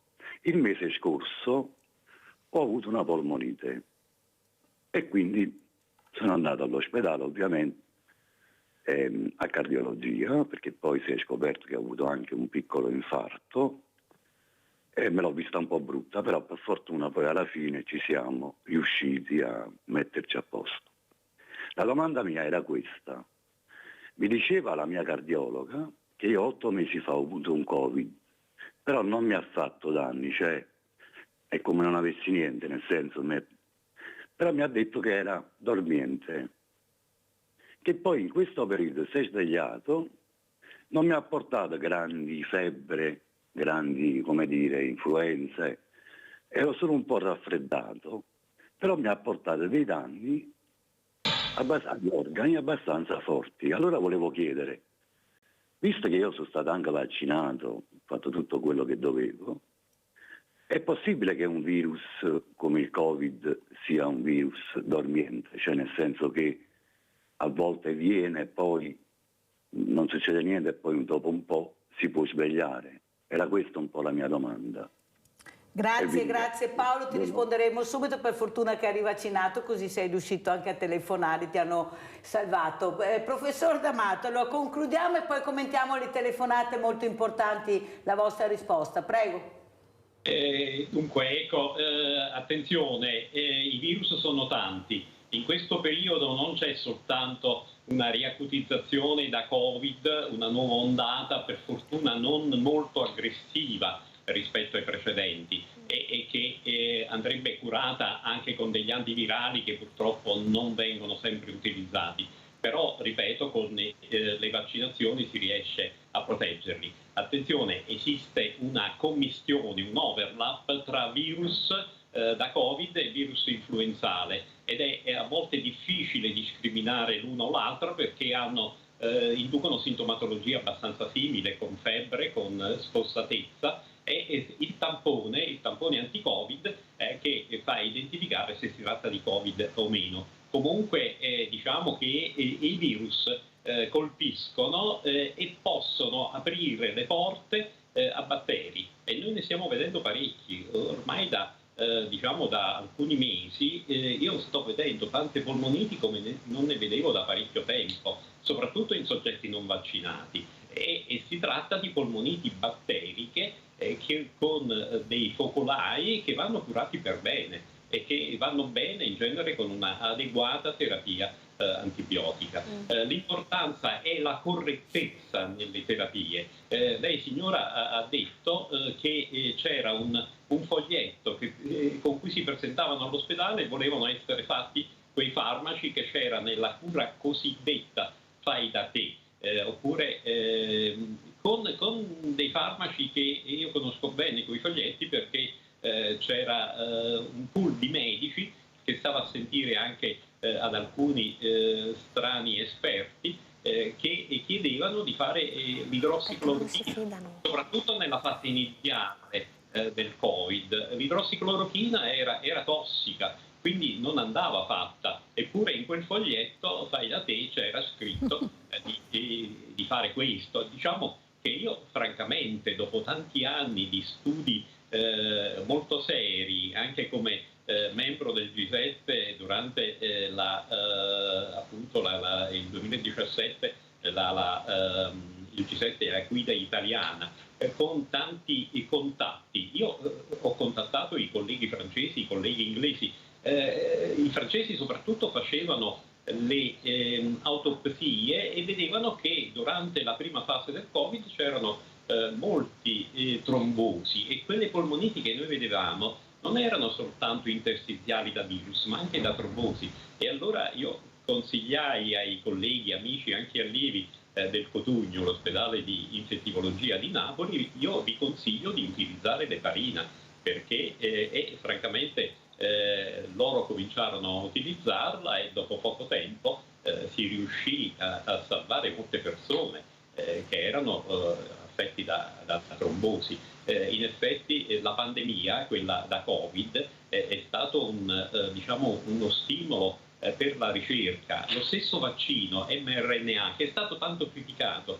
ebbene i due ricercatori hanno avuto il premio Nobel perché quel vaccino ha salvato milioni di persone. Ecco, quindi ha fatto bene a ricordarlo, professor D'Amato. Però, professor Crisanti, la nostra ospite, la dottoressa Silvia Grigolin, a merito a queste persone che arrivavano in terapia intensiva con la ricetta fai da te, ha detto perché non si fidavano. No, non si fidavano di cosa, dottoressa? Perché ha commentato così? Perché mi veniva da pensare che probabilmente c'è questa mancanza di fiducia nell'istituzione che in questo caso può dare delle risposte, ed è il discorso che stavo facendo prima, cioè questa sensazione di anche rifiuto del potersi affidare quindi a chi magari può invece avere delle soluzioni. Sentiamo Giusy, poi sentiamo il professor Crisanti. Vai Giusy. Ciao Mirella e buongiorno ai tuoi illustri ospiti. Volevo chiederle una cosa. Io ho fatto il vaccino antitetanica nel 2016, cioè 8 anni fa, e anche il pneumococco nel 2008, 16 anni fa. Vorrei sapere se devo ripeterli, insomma. Questo volevo sapere dai vostri illustri ospiti. Vi ringrazio. Grazie e vi saluto. Giusy, prego professor Crisanti. Non la sento, professore? Niente, sì, grazie. Guardi, io commento quello che ha detto la vostra ospite a proposito di problemi legati all'accettazione sociale di una misura di sanità pubblica come il vaccino. Guardi, una misura di sanità pubblica è anche il lockdown e chiaramente sono misure che in qualche modo nel quale lo Stato impone determinate misure agli altri per il bene della collettività. Sono misure che a volte creano delle comprensibili reazioni di rifiuto. È chiaro che quello che è stato trascurato, e lo ripeto, in questa pandemia è stata la comunicazione, cioè spiegare che una malattia trasmissibile è diversa da una malattia non trasmissibile, specialmente se la malattia trasmissibile può causare la morte di persone fragili o vulnerabili. Quindi significa che uno ha l'obbligo morale di proteggere se stesso, ma soprattutto di proteggere altri che potrebbero avere conseguenze molto, molto più gravi. Quindi ha fatto bene, ha citato come un gesto di responsabilità nei confronti della collettività. Ecco, e quello penso che sia la motivazione più corretta. E poi chiaramente c'è anche da considerare il fatto che qualsiasi innovazione crea immediatamente un sospetto, un rifiuto. Guardi, questo avviene per qualsiasi innovazione tecnologica e a quel punto la comunicazione e il consenso e l'accettabilità sociale sono elementi fondamentali per il successo di una misura di sanità pubblica. È chiaro che l'epidemia del Covid ci ha preso tutti quanti alla sprovvista e quindi non solo la mancanza di informazioni, ma anche la gravità della situazione di fatto ha fatto trascurare questo elemento che è fondamentale. Guardi, pensiamo alla vaccinazione contro la polio. La vaccinazione contro la polio, come ho detto prima, aveva delle problematiche molto molto più gravi della vaccinazione come il Covid, eppure ha avuto un'adesione sociale senza precedenti negli anni 60 e 70, perché veniva vista veramente come una liberazione da un grave pericolo che colpiva i giovani. Ecco, questo è mancato. È mancata l'adesione sociale a questa misura, è stata vista con sospetto, erroneamente, non è stata fatta la comunicazione giusta, sono state a mio avviso prese anche misure forse sbagliate o non spiegate bene come il Green Pass e così via. Quindi questo ha alimentato questa reazione di rifiuto nella popolazione, che poi la stiamo pagando ancora oggi con la mancata adesione alle vaccinazioni influenzali e anche alle vaccinazioni obbligatorie, per non parlare della vaccinazione del Covid. Ecco, quello che dispiace a me personalmente è che è mancata in questa fase, in questi ultimi mesi, anche la risposta del governo a sensibilizzare le persone sull'importanza della vaccinazione, come se in qualche modo si avesse paura a parlare di vaccini e a spiegare che i vaccini sono stati uno degli strumenti fondamentali che ci ha affrancato da tantissime malattie. E come giustamente diceva il collega, lo sviluppo di un vaccino in un anno, mi permetta di dire, è paragonabile dal punto di vista tecnologico allo sbarco sulla Luna, e non a caso hanno preso il premio Nobel i ricercatori che l'hanno realizzato. Ecco, noi qui stiamo in qualche modo raccogliendo le le esitazioni di alcuni telespettatori su quella che è stata una delle più grandi scoperte degli ultimi 10 anni. Ecco, questo in qualche modo ci dovrebbe far riflettere sugli errori di comunicazione che sono stati fatti. Professor Crisanti, cosa vi fa più paura? Adesso non siete più sprovveduti come prima, perché conoscete bene queste bestie che stanno arrivando, questi mostri come qualcuno dicono, però siete anche in grado di gestire, specialmente se si investe nella ricerca, specialmente se si fa squadra. Come abbiamo visto, la paura è stata talmente grande che i grandi della terra hanno capito che si doveva investire, e questi vaccini sono arrivati perché hanno investito, hanno messo cash e la ricerca è potuta andare avanti. Cosa vi preoccupa in questo momento? Perché abbiamo visto questa bambina, molti virus, morta, stava bene. Cos'è che vi preoccupa, professore, in questo momento? Guardi, io non entro nella vicenda della bambina perché non conosco molto bene i fatti, e quindi obiettivamente quando uno non conosce fa bene a stare zitto. Per quanto riguarda la domanda su cosa ci fa paura, guardi, io penso che quello che ci deve sempre far paura è l'ignoranza, cioè la mancanza di curiosità, la mancanza di voler comprendere e allo stesso tempo di voler accettare anche le opinioni e le idee degli altri. Ecco, questo mi fa paura quando ci sono delle preclusioni di carattere ideologico non basate su fatti. Ecco, questa è la cosa che più deve far paura a tutti quanti.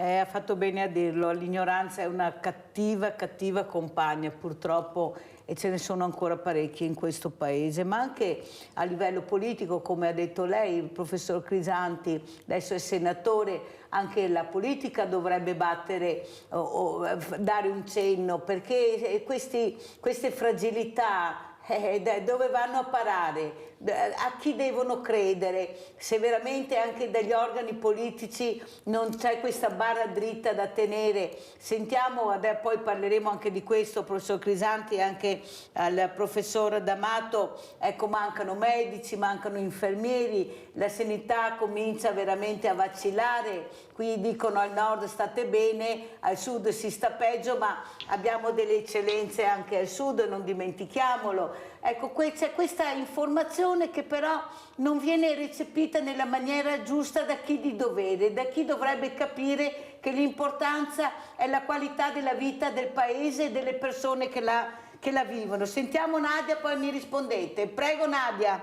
Ciao Mirella, buongiorno ai tuoi ospiti. Niente, io volevo chiedere al professor Crisanti o l'altro signore come mai ci sono state, dopo i vaccini, ci sono state tante e tante morti di giovani per infarto, per non so, queste morti improvvise, ma di giovani dai 35, 40, e ne ho visti diversi. Volevo chiedere perché non è mai stato fatto l'autopsia per sapere veramente da cosa sono mancati. Grazie, arrivederci e buona giornata. Allora diamo la parola al professor Gennaro D'Amato. Prego, professor D'Amato. Ecco, io vorrei dire che purtroppo c'è ancora una grossa disinformazione. Io non avrei mai pensato, dopo tanti anni di studi seri, di primariato, di aver visto tante migliaia di persone appunto affette da polmoniti e con tanti vaccini utilizzati, una tale disinformazione. Ho visto che purtroppo anche diversi medici erano Novax, e questo veramente mi ha stupito. Cioè io dico, un medico che è contro il vaccino ha sbagliato proprio professione, doveva fare l'avvocato, doveva fare altri mestieri, ma non certo il Novax o comunque il medico. Il medico crede, l'immunologia, che è alla base appunto degli studi di medicina, ci dice che veramente, come anche diceva il professore Crisanti prima, è alla base della medicina, ed è quella che è stata una scoperta e di volta in volta viene integrata, e questa anti-Covid è stato veramente una grossa scoperta, tanto che è stata premiata con il premio Nobel, quindi parlarne contro senza sapere niente, addirittura prima che venisse utilizzato il vaccino c'erano persone che dicevano non fate quello perché modifica il DNA, eccetera, senza nessuna base scientifica. La scienza viene pubblicata, la medicina è fatta di informazioni serie, si va in PubMed, che è la enciclopedia massima dove tutti noi medici pubblichiamo su riviste di prestigio. Quando c'è scritto qualcosa sul Lancet, sul New England, eccetera, e ci sono i nomi degli autori, quella è scienza, tutto il resto no.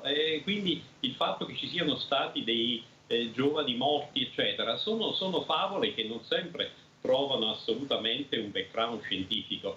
Ci sarà stato qualche caso perché purtroppo i vaccini, così come anche il paracetamolo o altri farmaci, possono indurre effetti collaterali, ma sono assolutamente rari. Se si va in quello che gli anglosassoni dicono the balance tra l'utilità e la non utilità, si vede che i vaccini sono stati veramente estremamente utili e ancora lo sono, quindi ancora vi invito a farlo in questa epidemia che adesso stiamo avendo, sia di virus influenzale che di virus da Covid. Ecco, diciamo che nel mio blog io ho detto attenzione, seguendo le informazioni dell'Istituto Superiore di Sanità, si vede che il picco dell'influenza quest'anno sta probabilmente andando verso fine gennaio e poi dovrebbe tendere a scendere, così come nelle altre epidemie. Ebbene, c'è qualcuno che ha detto: professore, ma lo state spostando il picco? No, noi stiamo osservando dal punto di vista epidemiologico come il trend epidemiologico e cerchiamo di dare informazioni. Questa è scienza corretta, non le improvvisazioni, le morti, le altre cose, eccetera. Quindi andiamoci piano, ecco. Ecco, e soprattutto i congiuntivi sono molto importanti quanto si adoperano, tanto è vero che lei, professor D'Amato, ha detto si dovrebbe, non ha detto ci sarà, ma si dovrebbe vedere, ecco, un'inversione di marcia. Ecco, capite bene, ascoltate quando parlano queste eccellenze che abbiamo nel nostro paese. Allora, prima di Anna vorrei sentire se la dottoressa Grigolini ha qualcosa da dire, visto che abbiamo due celebrità questa mattina che stanno spiegando, penso in maniera più chiara e semplice di questa, non si potrebbe, l'importanza della vaccinazione, naturalmente nella libertà e nel rispetto di vari pensieri. Certamente, sì, mi è piaciuto il commento poi del senatore Crisanti a una riflessione. Allora, ripeto, non è di mia competenza quest'ambito e cerco sempre il dialogo per capire meglio il perché alcune persone sono state e sono tuttora estremamente contrarie. Io ho cercato di fare delle domande e la risposta che più spesso mi sono sentita dire è perché individualmente a me come singolo non porterebbe bene, cioè questa è la convinzione che mi è arrivata. Per cui mi sono interrogata sul fatto che probabilmente è la società, la nostra società moderna occidentale di adesso, che ci porta a ragionare di più sul io come singolo. Certo che se si tratta di salute la domanda su me stessa me la devo fare, però meno sulla comunità, la collettività. Non credo che in altre culture sarebbe così fortemente sentita questo desiderio di concentrarsi sempre su me come persona e non sulla comunità, e non su il valore degli altri, della condivisione, dello stare insieme della comunità e che tutti si porti avanti un obiettivo comune. Allora sentiamo Anna da Treviso, poi sentiamo il commento del professor Andrea Crisanti. Prego Anna. Buongiorno a tutti, ciao Mirella. Io ho una domanda che per un problema che mi riguarda personalmente. Prego, a proposito, scusa, non sentivo niente. Io, professor Crisanti, per il quale ho una grande stima, volevo chiedere questo. Ho fatto le 3 anti-Covid e mi sono ritrovata senza difese immunitarie, per cui ancora un anno e cioè 19 mesi fa Ho avuto l'herpes zoster, che mi ha preso metà viso, metà testa, mi ha danneggiato l'orecchio e soprattutto mi ha danneggiato tanto il trigemino, per cui nonostante le cure che ho tentato ancora non riesco a trovare una soluzione, è ancora doloroso, ancora fastidioso per la pelle di viso e testa. Ora, io stavo bene, faccio quelle 3 dosi e mi ritrovo da 19 mesi in queste condizioni. Non so più cosa fare se non aver maturato la certezza che non ho nessuna voglia di fare quarta dosi, e nel contempo però ho fatto i 3 mesi del Broncovaxom per l'influenza, ma non sto bene, continuo ad avere dolori e anche fastidi di ogni genere, senza contare che i primi mesi veramente ho avuto disturbi a tutti gli organi. Resto in linea perché se ha bisogno di farmi altre domande. Va bene rispondo. Anna, e ti do anche un forte abbraccio da parte mia, da parte di tutti noi, sapendo anche, conoscendo anche un po' la tua situazione. Allora, professor Crisanti, poi sentiamo anche il professor D'Amato, visto che abbiamo la fortuna di avere 2 celebrità, 2 eccellenze del territorio questa mattina che cercano di dare delle spiegazioni. Prego. Prima alla vostra ospite e poi alcune considerazioni. No, rispondo prima alla telefonata e poi alla vostra ospite. Ma guardi, una relazione temporale tra la vaccinazione e poi lo sviluppo dell'herpes zoster non dimostra la causalità, anche perché la herpes zoster è una malattia molto, molto frequente nelle persone anziane, quindi non è che io vado, che ne so, faccio una cosa e poi mi succede un'altra, non necessariamente questa sequenza temporale è una dimostrazione di un nesso di causalità. Quindi quello comunque che le posso dire è che esiste un vaccino che è in grado di proteggere, che è il vaccino contro la varicella, tant'è vero che esiste anche una campagna di informazione proprio per proteggere le persone anziane e vulnerabili contro questa recrudescenza del virus della varicella. Se uno fa, diciamo, la vaccinazione, di fatto in qualche modo ne è protetto. Quindi paradossalmente se lei dopo la vaccinazione Covid avesse fatto la vaccinazione contro l'influenza, contro la varicella, oggi non soffrirebbe di questo problema. Quindi ecco, quello che voglio rassicurarle è questo, che il nesso temporale non è necessariamente un nesso causale. Guardi, faccio un esempio: io faccio la vaccinazione attraverso la strada e qualcuno mi mette sotto. Non è che mi ha messo sotto perché mi sono fatto la vaccinazione, anche se le due cose temporalmente sono una in sequenza dell'altra, capito? Quindi ecco, bisogna stare molto, molto attenti a questa facile deduzione. Non necessariamente la sequenza temporale è una sequenza causale, in modo particolare per una malattia come quella che causata dalla vostra ascoltatrice. Poi per quanto riguarda, e di nuovo qui un'ultima considerazione sui vaccini, è la differenza che esiste tra una vaccinazione e una terapia. Allora, nel caso della terapia abbiamo una persona malata che prende un farmaco ed è disposta a correre un rischio per le conseguenze avverse che questo farmaco può portare. Il problema della vaccinazione è che noi somministriamo poi di fatto il vaccino, che a tutti gli effetti è un farmaco, e quindi la persona stava bene prima e deve stare bene pure dopo. Ecco, quindi diciamo i criteri sono molto molto molto più stringenti per quello che concerne gli effetti collaterali. Non solo, ma dopo la vaccinazione o campagne di vaccinazione, i governi mettono in campo tutta una serie di misure di monitoraggio per controllare gli effetti della vaccinazione, e posso assicurare che il vaccino Covid si è dimostrato essere uno dei più sicuri che siano stati mai realizzati. E di nuovo faccio riferimento al vaccino contro la polio e ad altri vaccini che invece in passato hanno dimostrato di avere effetti collaterali molto molto più seri. Ecco, quindi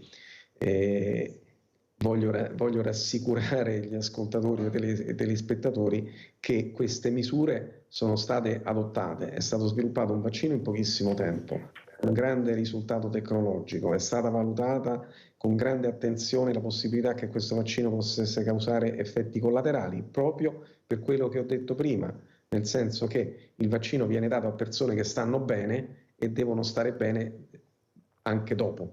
Ecco, quindi, però mi scusi professor Crisanti, Anna è caduta la linea ma ribatte, nessuno mi aveva detto però che dovevo fare questi richiami, come lei ha detto, per la varicella, io non lo sapevo. Ecco che qua torna a quello che si diceva prima, professor Crisanti, il ruolo del medico di famiglia che conosce la persona. È qua che io non riesco a trovare l'anello che congiunge, perché non posso neanche dare torto a Anna, ma se io non so che devo fare i richiami e nessuno mi dice niente, poi rischio di avere quello che mi è successo. Se uno mi spiega, magari i richiami io li faccio. Prego. Guarda, lei tocca un problema che è quello dei medici di base, che in Italia, ma come nel resto anche in Veneto, hanno un grosso problema, nel senso che sono pochi. E se lei considera che la quota di pazienti è stata aumentata da 1.200 a 1.008 in deroga, è chiaro che questo significa che di fatto i nostri medici di famiglia sono pochi e sono oberati di lavoro e di pazienti, come testimoniato dal fatto che durante il fine settimana i reparti di pronto soccorso sono affollati di gente che ha codici verdi e bianchi che proprio là non ci dovrebbero stare, e queste sono una testimonianza del problema che noi abbiamo sulla medicina di prossimità del territorio. E guardi, se lei pensa a un medico di medicina generale con 1.800 pazienti, ma secondo lei quanto tempo può dedicare a un paziente, in modo particolare a un paziente cronico o anziano che ha bisogno... Professor Crisanti, una persona che lei conosce molto bene, che è il presidente della Regione Veneto, ha detto ieri che siamo senza medici. Qualcuno mi ha detto, ma si è accorto adesso che siamo senza medici? Ecco, lei cosa dice? Ecco, io direi al Presidente Zaia, molto bene che ti accorgi adesso che siamo senza medici, sarebbe stato bello che te ne accorgessi 5-6 anni fa, quando dovevi programmare le borse di studio per la formazione dei medici di medicina generale, che il Veneto è quello che ne ha programmati di meno di tutti in Italia per numero di abitanti. Ecco, questo gli dico, che è come se fosse cascato dalle nuvole, voglio dire, dove è stato? Invece di andare a fiere e a sagre di paese, forse magari si sarebbe dovuto occupare un po' più di sanità. Allora, so che doveva rispondere anche la mia ospite presente, professor Crisanti, voleva dire qualcosa? No, guardi, ho cercato in qualche modo di collegare i due argomenti a proposito della sicurezza dei vaccini e della informazione. È chiaro che qui c'è stato proprio un deficit di informazione, cioè che la scienza e gli scienziati sono perfettamente consapevoli che dare un vaccino è diverso da dare un farmaco e che il rapporto rischi-benefici nel caso del vaccino deve essere particolarmente elevato, perché come ho detto stiamo trattando una persona che sta bene.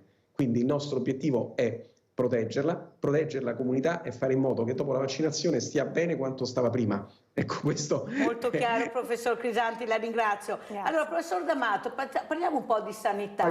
Ecco, questa sanità che comincia a vacillare, non si trovano medici, però colate di cemento su ospedali di comunità, cittadelle della salute, ma se non abbiamo i medici cosa facciamo? Prego, professor D'Amato.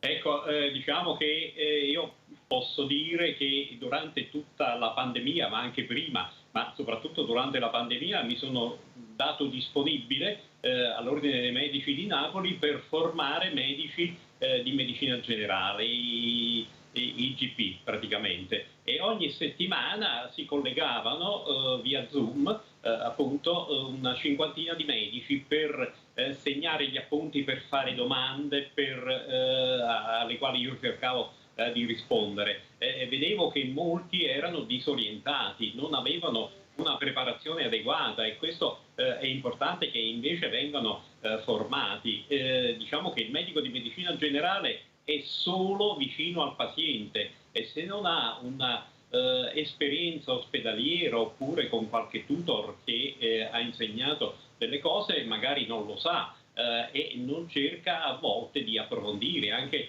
nel contesto della vaccinazione. E bisognerebbe invece dire che in questo momento epidemico è importante la vaccinazione antinfluenzale di cui abbiamo parlato, la vaccinazione anti-Covid e francamente io consiglio la vaccinazione antipolmonite, quella che è obbligatoria nell'infanzia ma che andrebbe fatta anche ai soggetti anziani in questo periodo perché protegge abbastanza bene. C'è una signora che ha chiesto nelle vostre domande quando è che la deve rifare. In genere la antipolmonite si rifà dopo 5 anni, quindi non annualmente come l'antinfluenzale, come l'anticovid. Per quanto riguarda poi l'herpes zoster, ripeto, questo è un virus che può essere molto aggressivo, ma non c'entra niente col Covid. È chiaro che un soggetto che ha visto Covid... Ah, ecco, sì, c'è un signore che parla, perfetto, va bene. Può avere diciamo, un'aggressività, però l'herpes zoster, che è il virus della varicella, può essere preso anche perché magari viene qualche nipotino a trovare la signora, sarà una nonna probabilmente, e l'infetta col virus dell'herpes zoster. Per questo è opportuno fare anche la vaccinazione anti-herpes. In altri termini, le vaccinazioni sono protettive, però sono specifiche. Se io sono protetto nei riguardi dell'influenza, non sono protetto nei riguardi del Covid, quindi devo fare più vaccini e questo è importante. Ancora un'altra cosa, dice la signora, io faccio il Bronvaxon. Attenzione, si tratta di immunogeni blandi, non danno una protezione nei riguardi di virus di batteri, servono soltanto per aumentare un pochino il dell'organismo, ma non sono sostitutivi delle vaccinazioni. Professor D'Amato, l'ultima domanda, ringraziamo anche il professor Crisanti, è dovuto scappare, ci ha lasciato, ci ha salutato e lo ringrazio veramente, però professor D'Amato questa domanda è d'obbligo, lei che ha tutti questi anni di esperienza, che sta cercando anche di far capire l'importanza della sanità pubblica, ma c'è una cosa molto in voga in questo periodo, specialmente qui da noi al nord, sanità privata. Ecco, sanità pubblica e sanità privata, convenzioni pubblico-privato. Cosa ne pensa lei, professor D'Amato? Quale sarà il futuro? Diciamo che io sono stato primario ospedaliero per oltre 30 anni al Cardarelli e prima ero assistente ed aiuto, quindi diciamo è tutta una storia di ospedaliero e sono assolutamente d'accordo nel dire che sono gli ospedali che devono essere potenziati perché durante il Covid sono stati veramente utili. La sanità privata a volte può essere decisamente utile. Io francamente, da che ho lasciato l'ospedale, visito pazienti in una clinica che è molto seria a Napoli e quando è fatta seriamente diciamo gli ambulatori privati sono veramente utili.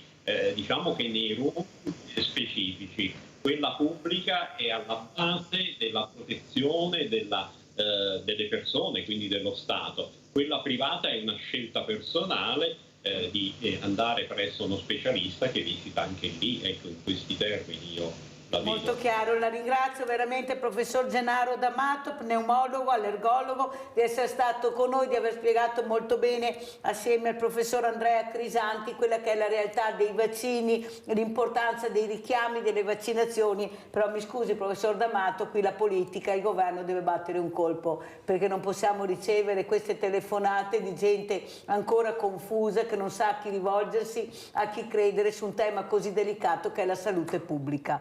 Veramente grazie professor D'Amato e buona giornata e buon lavoro.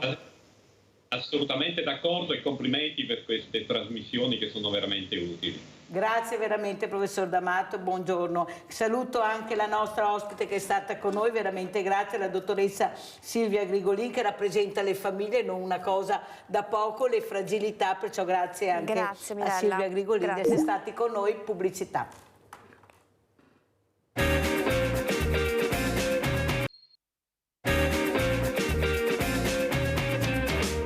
Di presentare altri due graditissimi ospiti, io continuo a leggere la Costituzione, la più bella Costituzione che ci sia, anche se qualcuno ha detto dobbiamo andare in Svizzera. No, in Svizzera non ci vado perché è un paradiso fiscale, rimango con la mia Costituzione e di questi padri costituenti che l'hanno scritta così bene, così chiara, leggibile per tutti, che veramente bisogna leggerla e conoscerla, che forse magari qualche politico non la conosce. Siamo arrivati all'articolo 54.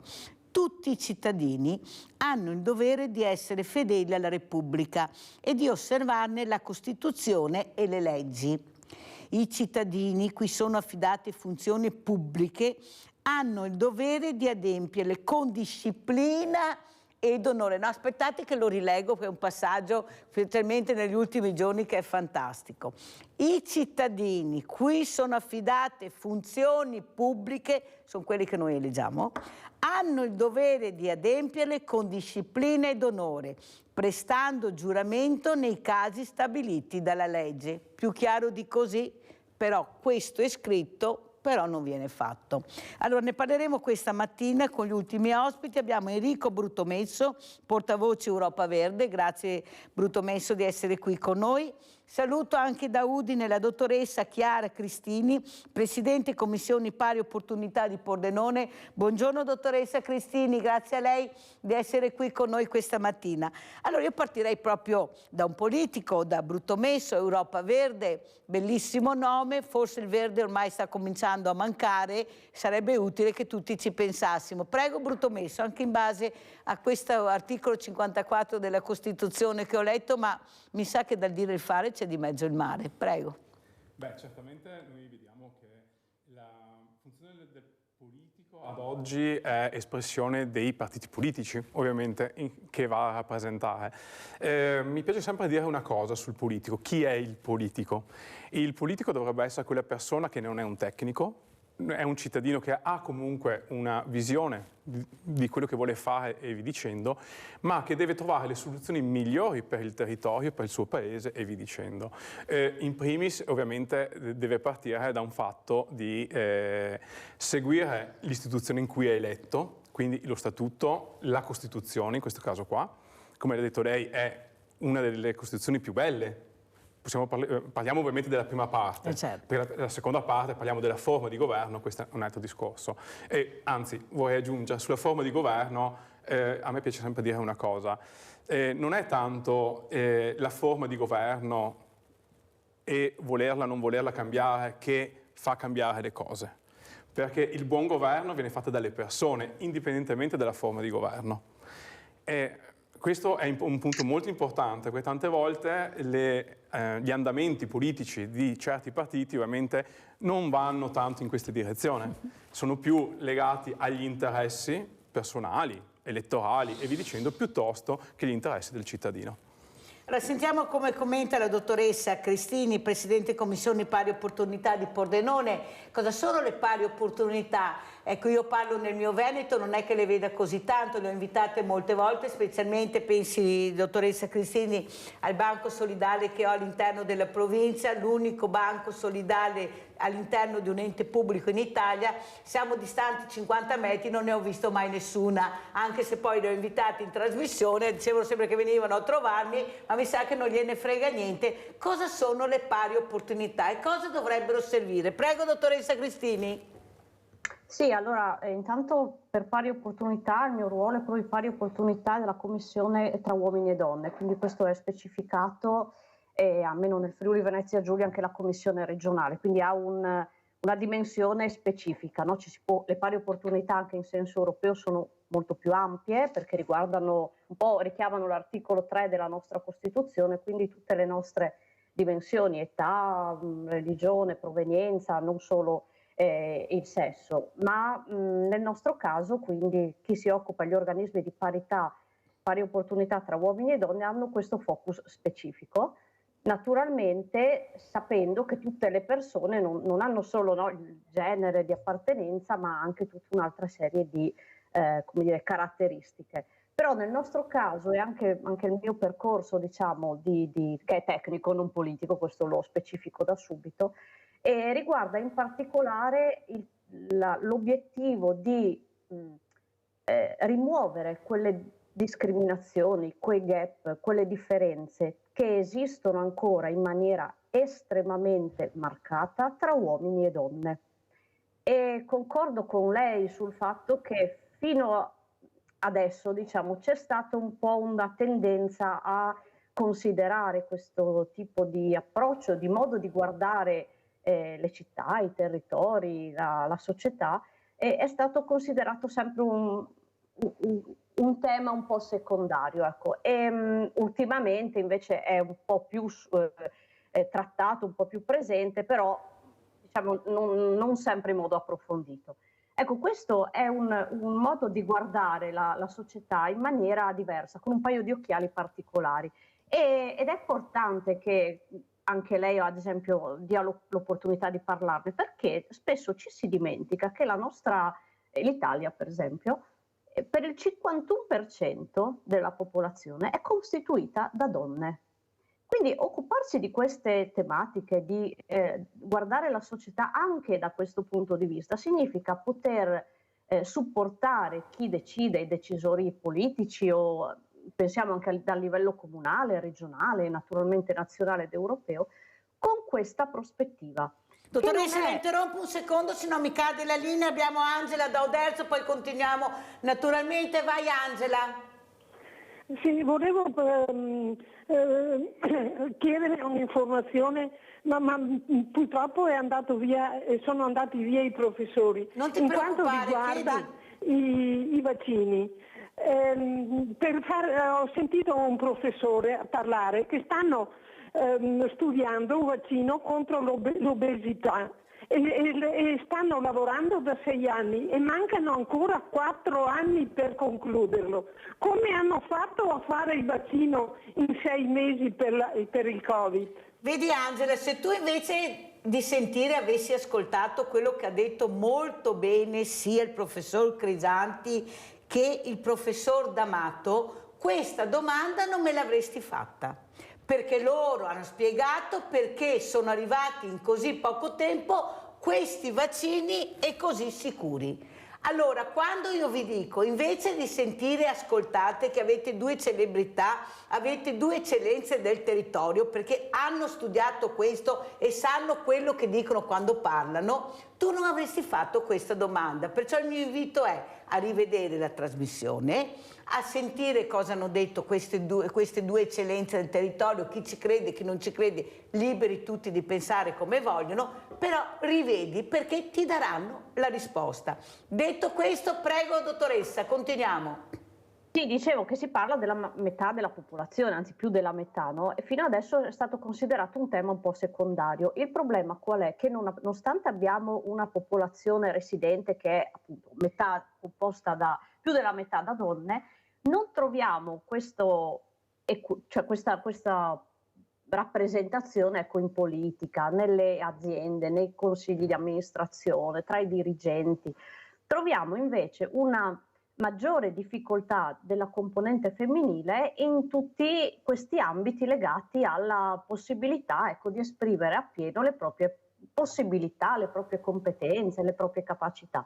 Ecco, perché soprattutto l'Unione Europea, ma anche la nostra normativa, insiste da decenni, anzi già nella Costituzione, poi le chiederò se può leggere un altro articolo, ma glielo chiedo alla fine, nonostante ci sia proprio una normativa che prevede ampiamente l'uguaglianza tra uomini e donne, questo non è ancora raggiunto. Non è ancora raggiunto. Siamo in alto mare, dottoressa Grissini, ha fatto bene il petto. Qui abbiamo un uomo, abbiamo un politico, sentiamo cosa dice. Prego, Bruttomesso. Ha sentito con quale chiarezza ha cercato di spiegare l'importanza invece di lavorare assieme, di far sì che questo mondo femminile riesca a salire questa scala, che arriviamo al 3° gradino, dopo torniamo giù un'altra volta, forse colpa anche di certe donne politiche, dottoressa, questo lo dico io. Prego, Bruttomesso. Sì, allora parto proprio dall'aspetto politico e soprattutto da un esempio del mio partito che è Europa Verde. Allora, noi siamo una federazione, abbiamo i circoli, le federazioni provinciali, quelle regionali e fino al vertice nazionale. Non è una soluzione, quella abbiamo adottato noi, è da tantissimi anni che ce l'abbiamo, ma i vertici delle nostre federazioni sono sempre composte da uomo e da donna, pari poteri, si chiamano co-portavoce. Anch'io in Veneto ho una mia co-portavoce, attualmente è Luana Zanella, che è stata eletta in Parlamento, e praticamente se andiamo a vedere le nostre federazioni costituite in Veneto, come anche in altre province e tutto quanto, i nostri vertici abbiamo sempre 2 persone e hanno tutti e 2 la libertà di collaborare, ma anche, diciamo che è la fortuna in ambito politico in questo caso qua, l'ubiquità di essere in 2 posti diversi con i vertici, ovviamente, no? Non è una soluzione. Noi vediamo negli nostri iscritti, per esempio, che abbiamo poche donne in confronto agli uomini. Se la popolazione, come ha detto la dottoressa, il 51% è femminile, noi nelle nostre iscrizioni abbiamo solo il 30%, ma non è un problema solo di Europa Verde, è un problema un po' di tutti i partiti.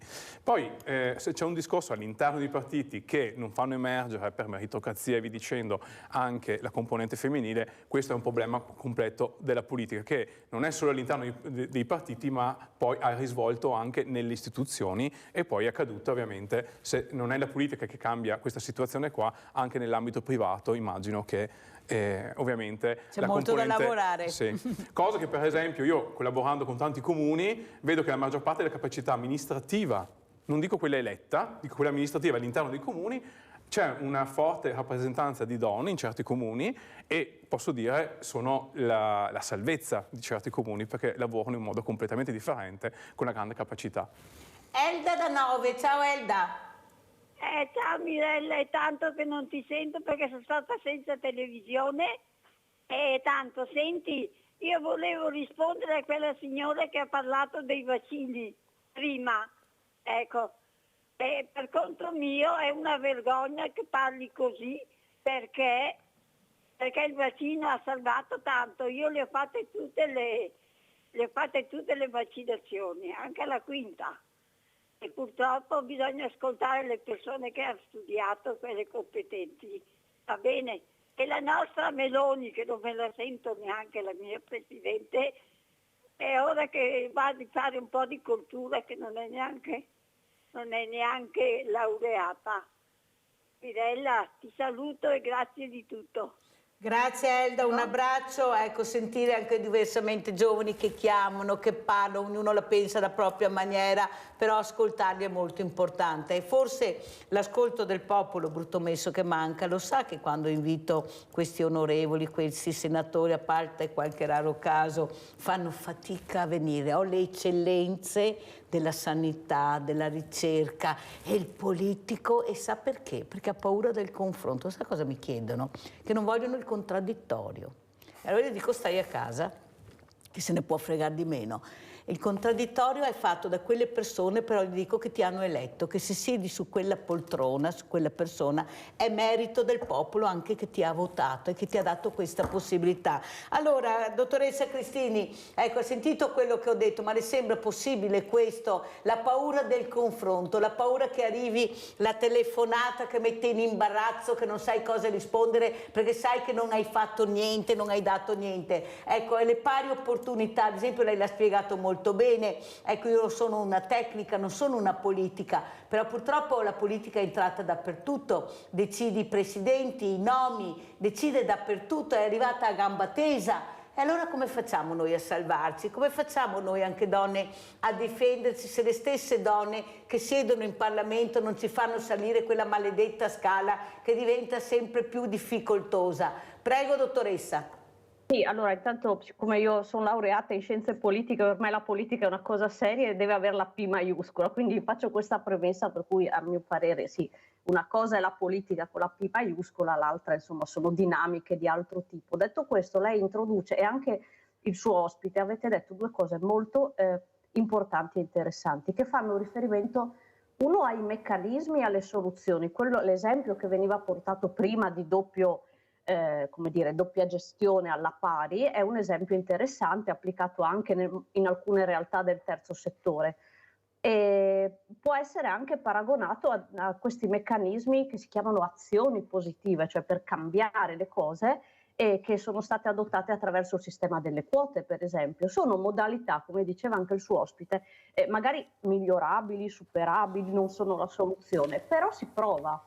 E quindi questi tentativi sono stati realizzati anche, non so, in alcune parti sociali, penso a certi sindacati, a certe organizzazioni, ma anche le aziende, perché ricordiamoci che è vero che nei comuni ci sono tante donne, nel settore pubblico, però c'è tutto un settore privato fatto da aziende in cui la componente femminile fa fatica ad affermarsi, e questa è una perdita di competenze, di risorse, che si è sempre lasciato un po' in disparte, no? E quindi si sta, soprattutto grazie all'Unione Europea anche, si sta cercando di cambiare la cultura, questa è la parola chiave.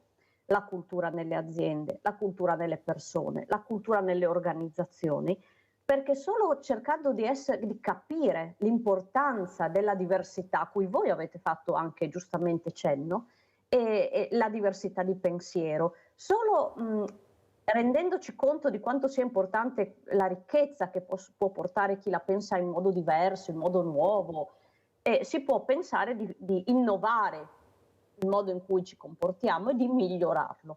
Ecco, quindi quando lei diceva cosa possono fare queste donne al potere, ma chiamiamo un potere non solo politico, tutte le persone che hanno la possibilità di decidere, anche nel piccolo, in un'associazione del terzo settore, in un microcomune, in un'impresa, cosa devono fare? Devono prendere consapevolezza e lo si può fare cambiando un po' il modo di pensare. Non è facile, perché ci sono degli stereotipi molto forti che arrivano da una cultura antichissima, viene trasmesso anche nelle famiglie senza volere, dagli insegnanti, da noi stessi. Cos'è uno stereotipo? Lo stereotipo è presente in moltissimi proverbi, ne dico uno molto banale, forse adesso speriamo stia scomparendo, ma vi ricordate quando si diceva donna al volante, pericolo costante? Questo fa ridere, però le assicurazioni per anni hanno fatto pagare di più alle donne perché si pensava che le donne non fossero capaci di guidare. Ma mi scusi, dottoressa Cristini, ma non le sembra che forse abbiamo troppo parlato di uomini e donne, mettendo proprio un muro in mezzo, invece di parlare di persone? Perché a me non me ne può fregare di meno che sia una donna o un uomo se decide una buona cosa, se è un buon politico, una buona politica, o un buon amministratore, una buona amministratrice. Io guardo la persona, io devo votare la persona, ma il problema è che queste persone al femminile, se non ci fossero state le quote rosa che per fortuna sono state introdotte, non ci saremmo neanche là, dottoressa. Perché questo ha dato molto fastidio e dobbiamo fare molta strada, perché alcune donne, persone che risiedono in Parlamento dovrebbero aiutarci in questo, dovrebbero far sì che diciamo le eccellenze che ci sono nel territorio, di valorizzarle. E non di lasciarle nel limbo che non sanno dove aggrapparsi, perché è tutto politicizzato e quelle brave non sanno perché vengono messe da parte. Perché quando io sento, brutto messo, il politico che dice no ma scendete in politica, perché non so perché si scende e non si deve salire in politica, e anche questo sarebbe da spiegare. Ma come? Ma ce ne sono state nella storia che hanno tentato, ma sono state messe da parte. Perché? Perché hanno il coraggio di dire e di fare quello che pensano. E questo è vietato dall'uomo politico, no dal politico, dal politicante.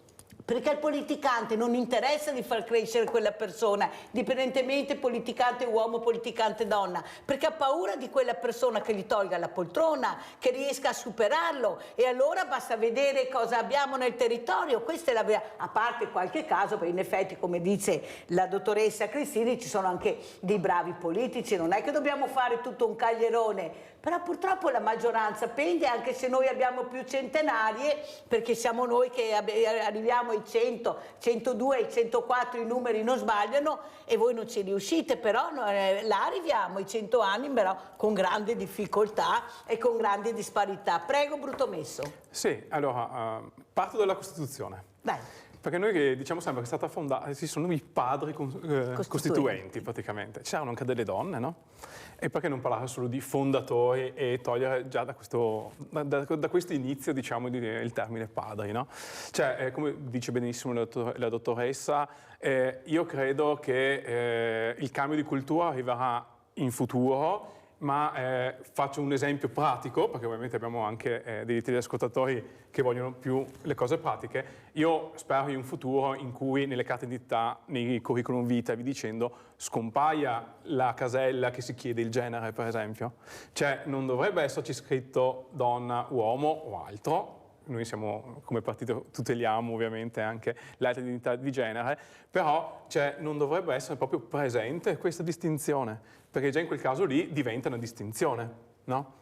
Un curriculum vitae presentato nelle aziende e vi dicendo, è ovvio che la parte dell'identità di genere la guardano subito, e magari se per una posizione, diciamo, l'imprenditore è più propenso su un'azione verso l'assunzione maschile piuttosto di quella femminile, è anche ovvio che se noi invece vogliamo fare un cambio culturale è il momento di togliere queste espressioni, diciamo, e in futuro io spero anche nell'ambito della giustizia, perché come ha detto benissimo Mirella, si va a giudicare la persona, non più la donna o l'uomo, su un fatto accaduto e via dicendo. Deve essere un'azione malevola, deve essere un'azione contro l'umanità, contro una persona, non deve essere, o un gruppo di persone, non deve essere contro una donna o contro un uomo. Se forse un giorno arriviamo, adesso non dico fra un anno, magari 20-30 anni, forse l'azione del cambio culturale è avvenuta, e forse potremmo vedere una persona indipendentemente dal proprio sesso. Dottoressa Cristini, prego.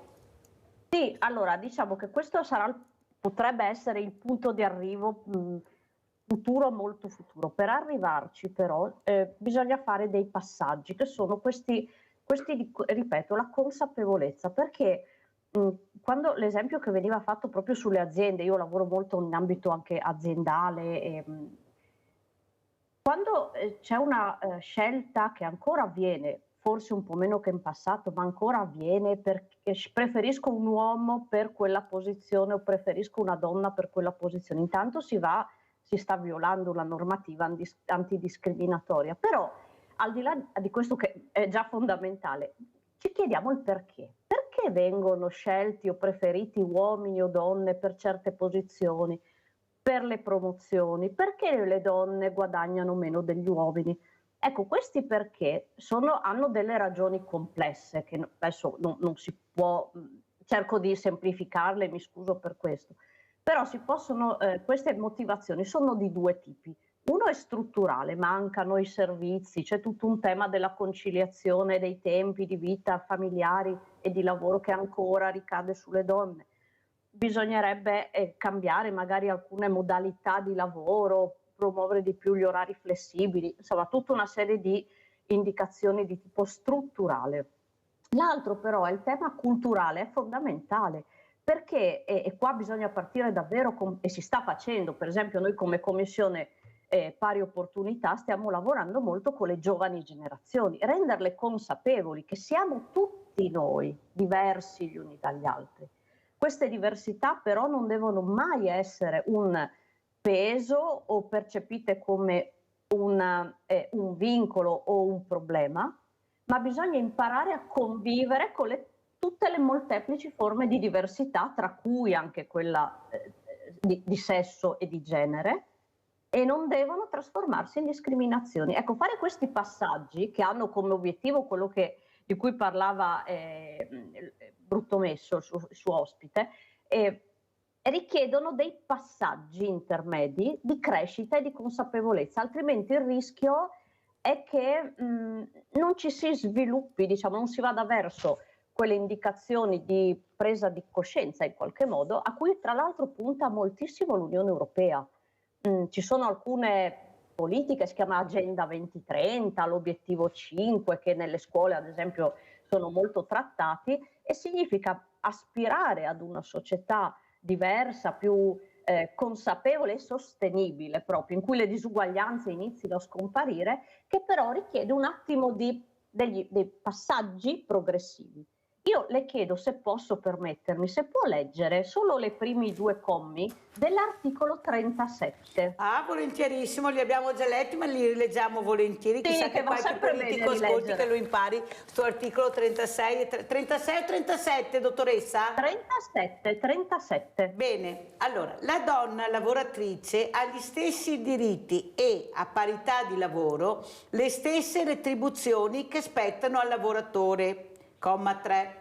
Le condizioni di lavoro devono consentire l'adempimento della sua essenziale funzione familiare e assicurare alla madre e al bambino una speciale adeguata protezione. La legge stabilisce il limite minimo di età per il lavoro salariato. Sì.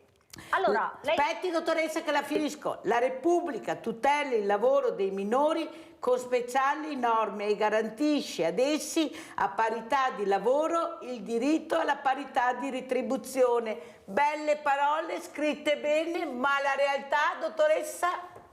Appunto, la realtà è questa, che le donne guadagnano circa il 35% in meno degli uomini. Poi bisogna anche andare, questo è un livello medio. L'Italia ha come dire, in Italia fa più fatica una donna a restare al lavoro, soprattutto quando diventa madre. E qui c'è tutto un tema anche di servizi, di modi di lavorare, di orari, di costi delle strutture. Ecco, è su questo che, ad esempio, i fondi del PNRR hanno puntato molto. E per questo a me piace comunicare, se posso, approfitto di questi momenti, lo facciamo anche come commissione. C'è uno strumento che è stato introdotto recentemente e che si chiama certificazione di genere per le imprese. Ed è uno strumento molto interessante perché è una sorta di linea guida che può aiutare le aziende, le imprese, le piccole imprese di cui il nostro paese è, come dire, strutturato, no? Che strutturano il nostro paese, per iniziare a ragionare e gestire in modo diverso le proprie risorse umane, prestando attenzione a tutti questi aspetti, perché magari nella mia azienda sto anch'io, anche involontariamente, ipotizziamo, discriminando uomini e donne, mi sono bloccata, vedo. È possibile aiutare la componente maschile e femminile ad avere dei percorsi di conciliazione, i genitori ad esempio, li posso favorire in qualche modo? Ecco, queste linee guida è un tentativo recente molto interessante che è stato introdotto per dare questo, come dire, scossone e cercare di accelerare i percorsi che ci vedono. Abbiamo Giovanni da Rovigo, dottoressa, purtroppo devo correre perché anche i minuti sono preziosi ma mancano pochi. Vai Giovanni. Altre voci. Prego. Pronto? Sì, vai Giovanni. Mi scusi, mi sente lei o no? Benissimo Giovanni, veloce. Veloce, vorrei intervenire sulla discussione che sto ascoltando. Prego. Mi scusi, mi sente lei o no? Pronto? Sì, ma non ascoltare la televisione, parla il telefono Giovanni, vai. È chiusa la televisione, no, allora parla al telefono. Vorrei essere intervistato in televisione. Per dire cosa Giovanni? Per parlare di quello che parlate. Di cosa Giovanni in particolare?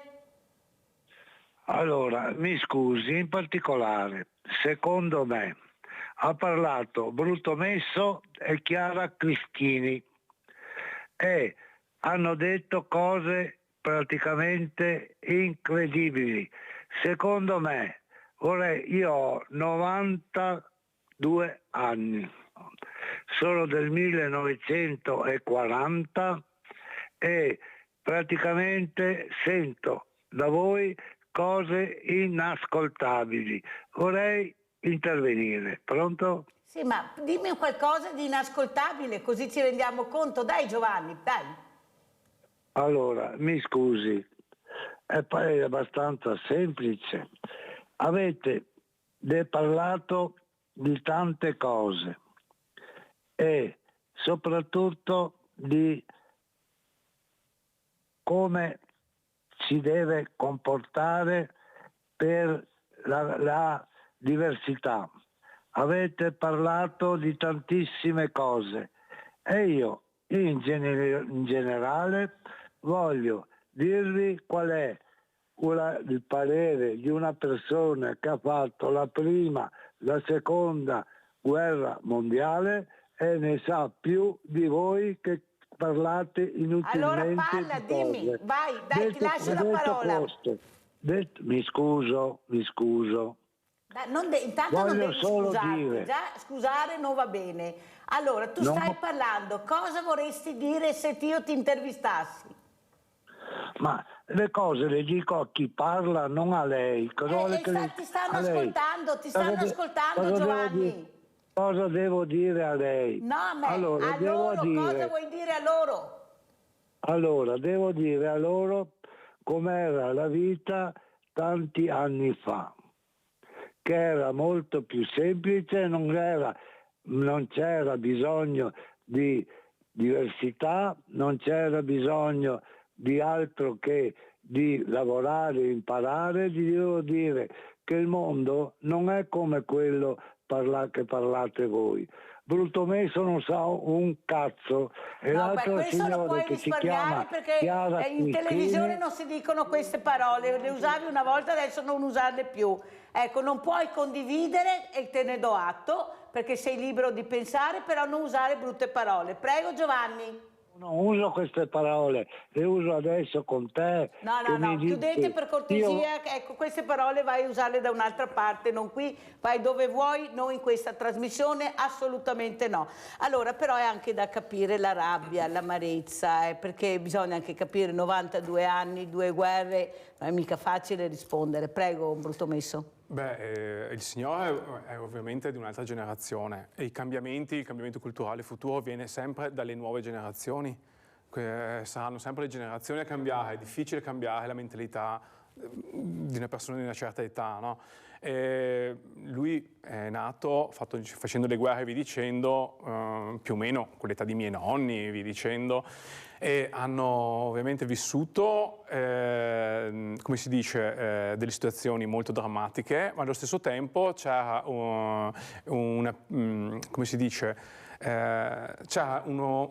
un'idea di famiglia che era patriarcale, appunto, cioè era questo. Il modello di vita attuale non è più così, cioè, e non esisterà più questo modello qua. Più i paesi sono sviluppati, meno il modello patriarcale viene a sostenere quello che una volta era il sostentamento familiare, però in quell'epoca, per esempio, il principale lavoro era l'agricoltura. Oggi non è più così, oggi è l'industria. Quindi già lì vediamo che anche il modello di sviluppo di un paese è cambiato, quindi se cambia questo modello di sviluppo cambia anche il modello della società, c'è più diversità, c'è più libertà sinceramente. E poi anche ricordiamo che all'inizio, prima che le donne potessero votare, potevano votare solo gli uomini, quindi mantenevano anche quello stato patriarcale, diciamo, che a loro era concesso. Un minuto per commentare, dottoressa Cristini, prego, veloce. Ma concordo con quanto diceva il suo ospite rispetto all'opinione naturalmente del signore che ha visto altre epoche, altri mondi, però oltretutto i cambiamenti che osserviamo oggi sono anche molto più rapidi di quelli che ha potuto osservare il suo, diciamo, interlocutore che chiamava da casa, quindi è una visione importante perché sono testimonianze di un'epoca passata però. Anche perché forse però, dottoressa Cristini, è che a queste realtà abbiamo dato poco ascolto. Ecco, questa rabbia emerge perché veramente li abbiamo un po' isolati, non li abbiamo ascoltati, vivono con pensioni indecenti, dopo una vita di lavoro e di sofferenze, e non mi sembra che la politica qui Bruttomesso faccia dei passi in avanti per dare servizi alle persone. Noi sentiamo continuamente di colate di cemento, di strutture, ma non abbiamo le persone all'interno. Capisce bene che poi è logico che arriva la telefonata e questi dicono: ma che cavolo volete voi parlare? Ecco, capite la rabbia che hanno questi dopo una vita di lavoro e magari anche di sofferenze. Allora, come ci saluta, dottoressa, velocissima? Beh, la saluto ringraziandola e salutando tutti i suoi telespettatori, telespettatrici e naturalmente anche il dottor Bruttomesso. Grazie a lei, dottoressa Chiara Cristini, Presidente Commissione Pari Opportunità di Pordenone. Bruttomesso, come ci saluta velocissimo Europa Verde? Beh, saluto tutti i telespettatori e la dottoressa Cristini ovviamente, e saluto dicendo che fra molto breve ci saranno le europee, mi raccomando, non faccio un inizio per Europa Verde, ma pensate al futuro, pensate comunque a un modo diverso di votare, se volete un cambiamento ovviamente, cioè, ci sono altre soluzioni. Grazie, anche Enrico Bruttomesso, portavoce Europa Verde. Grazie a voi, la posta di Mirella.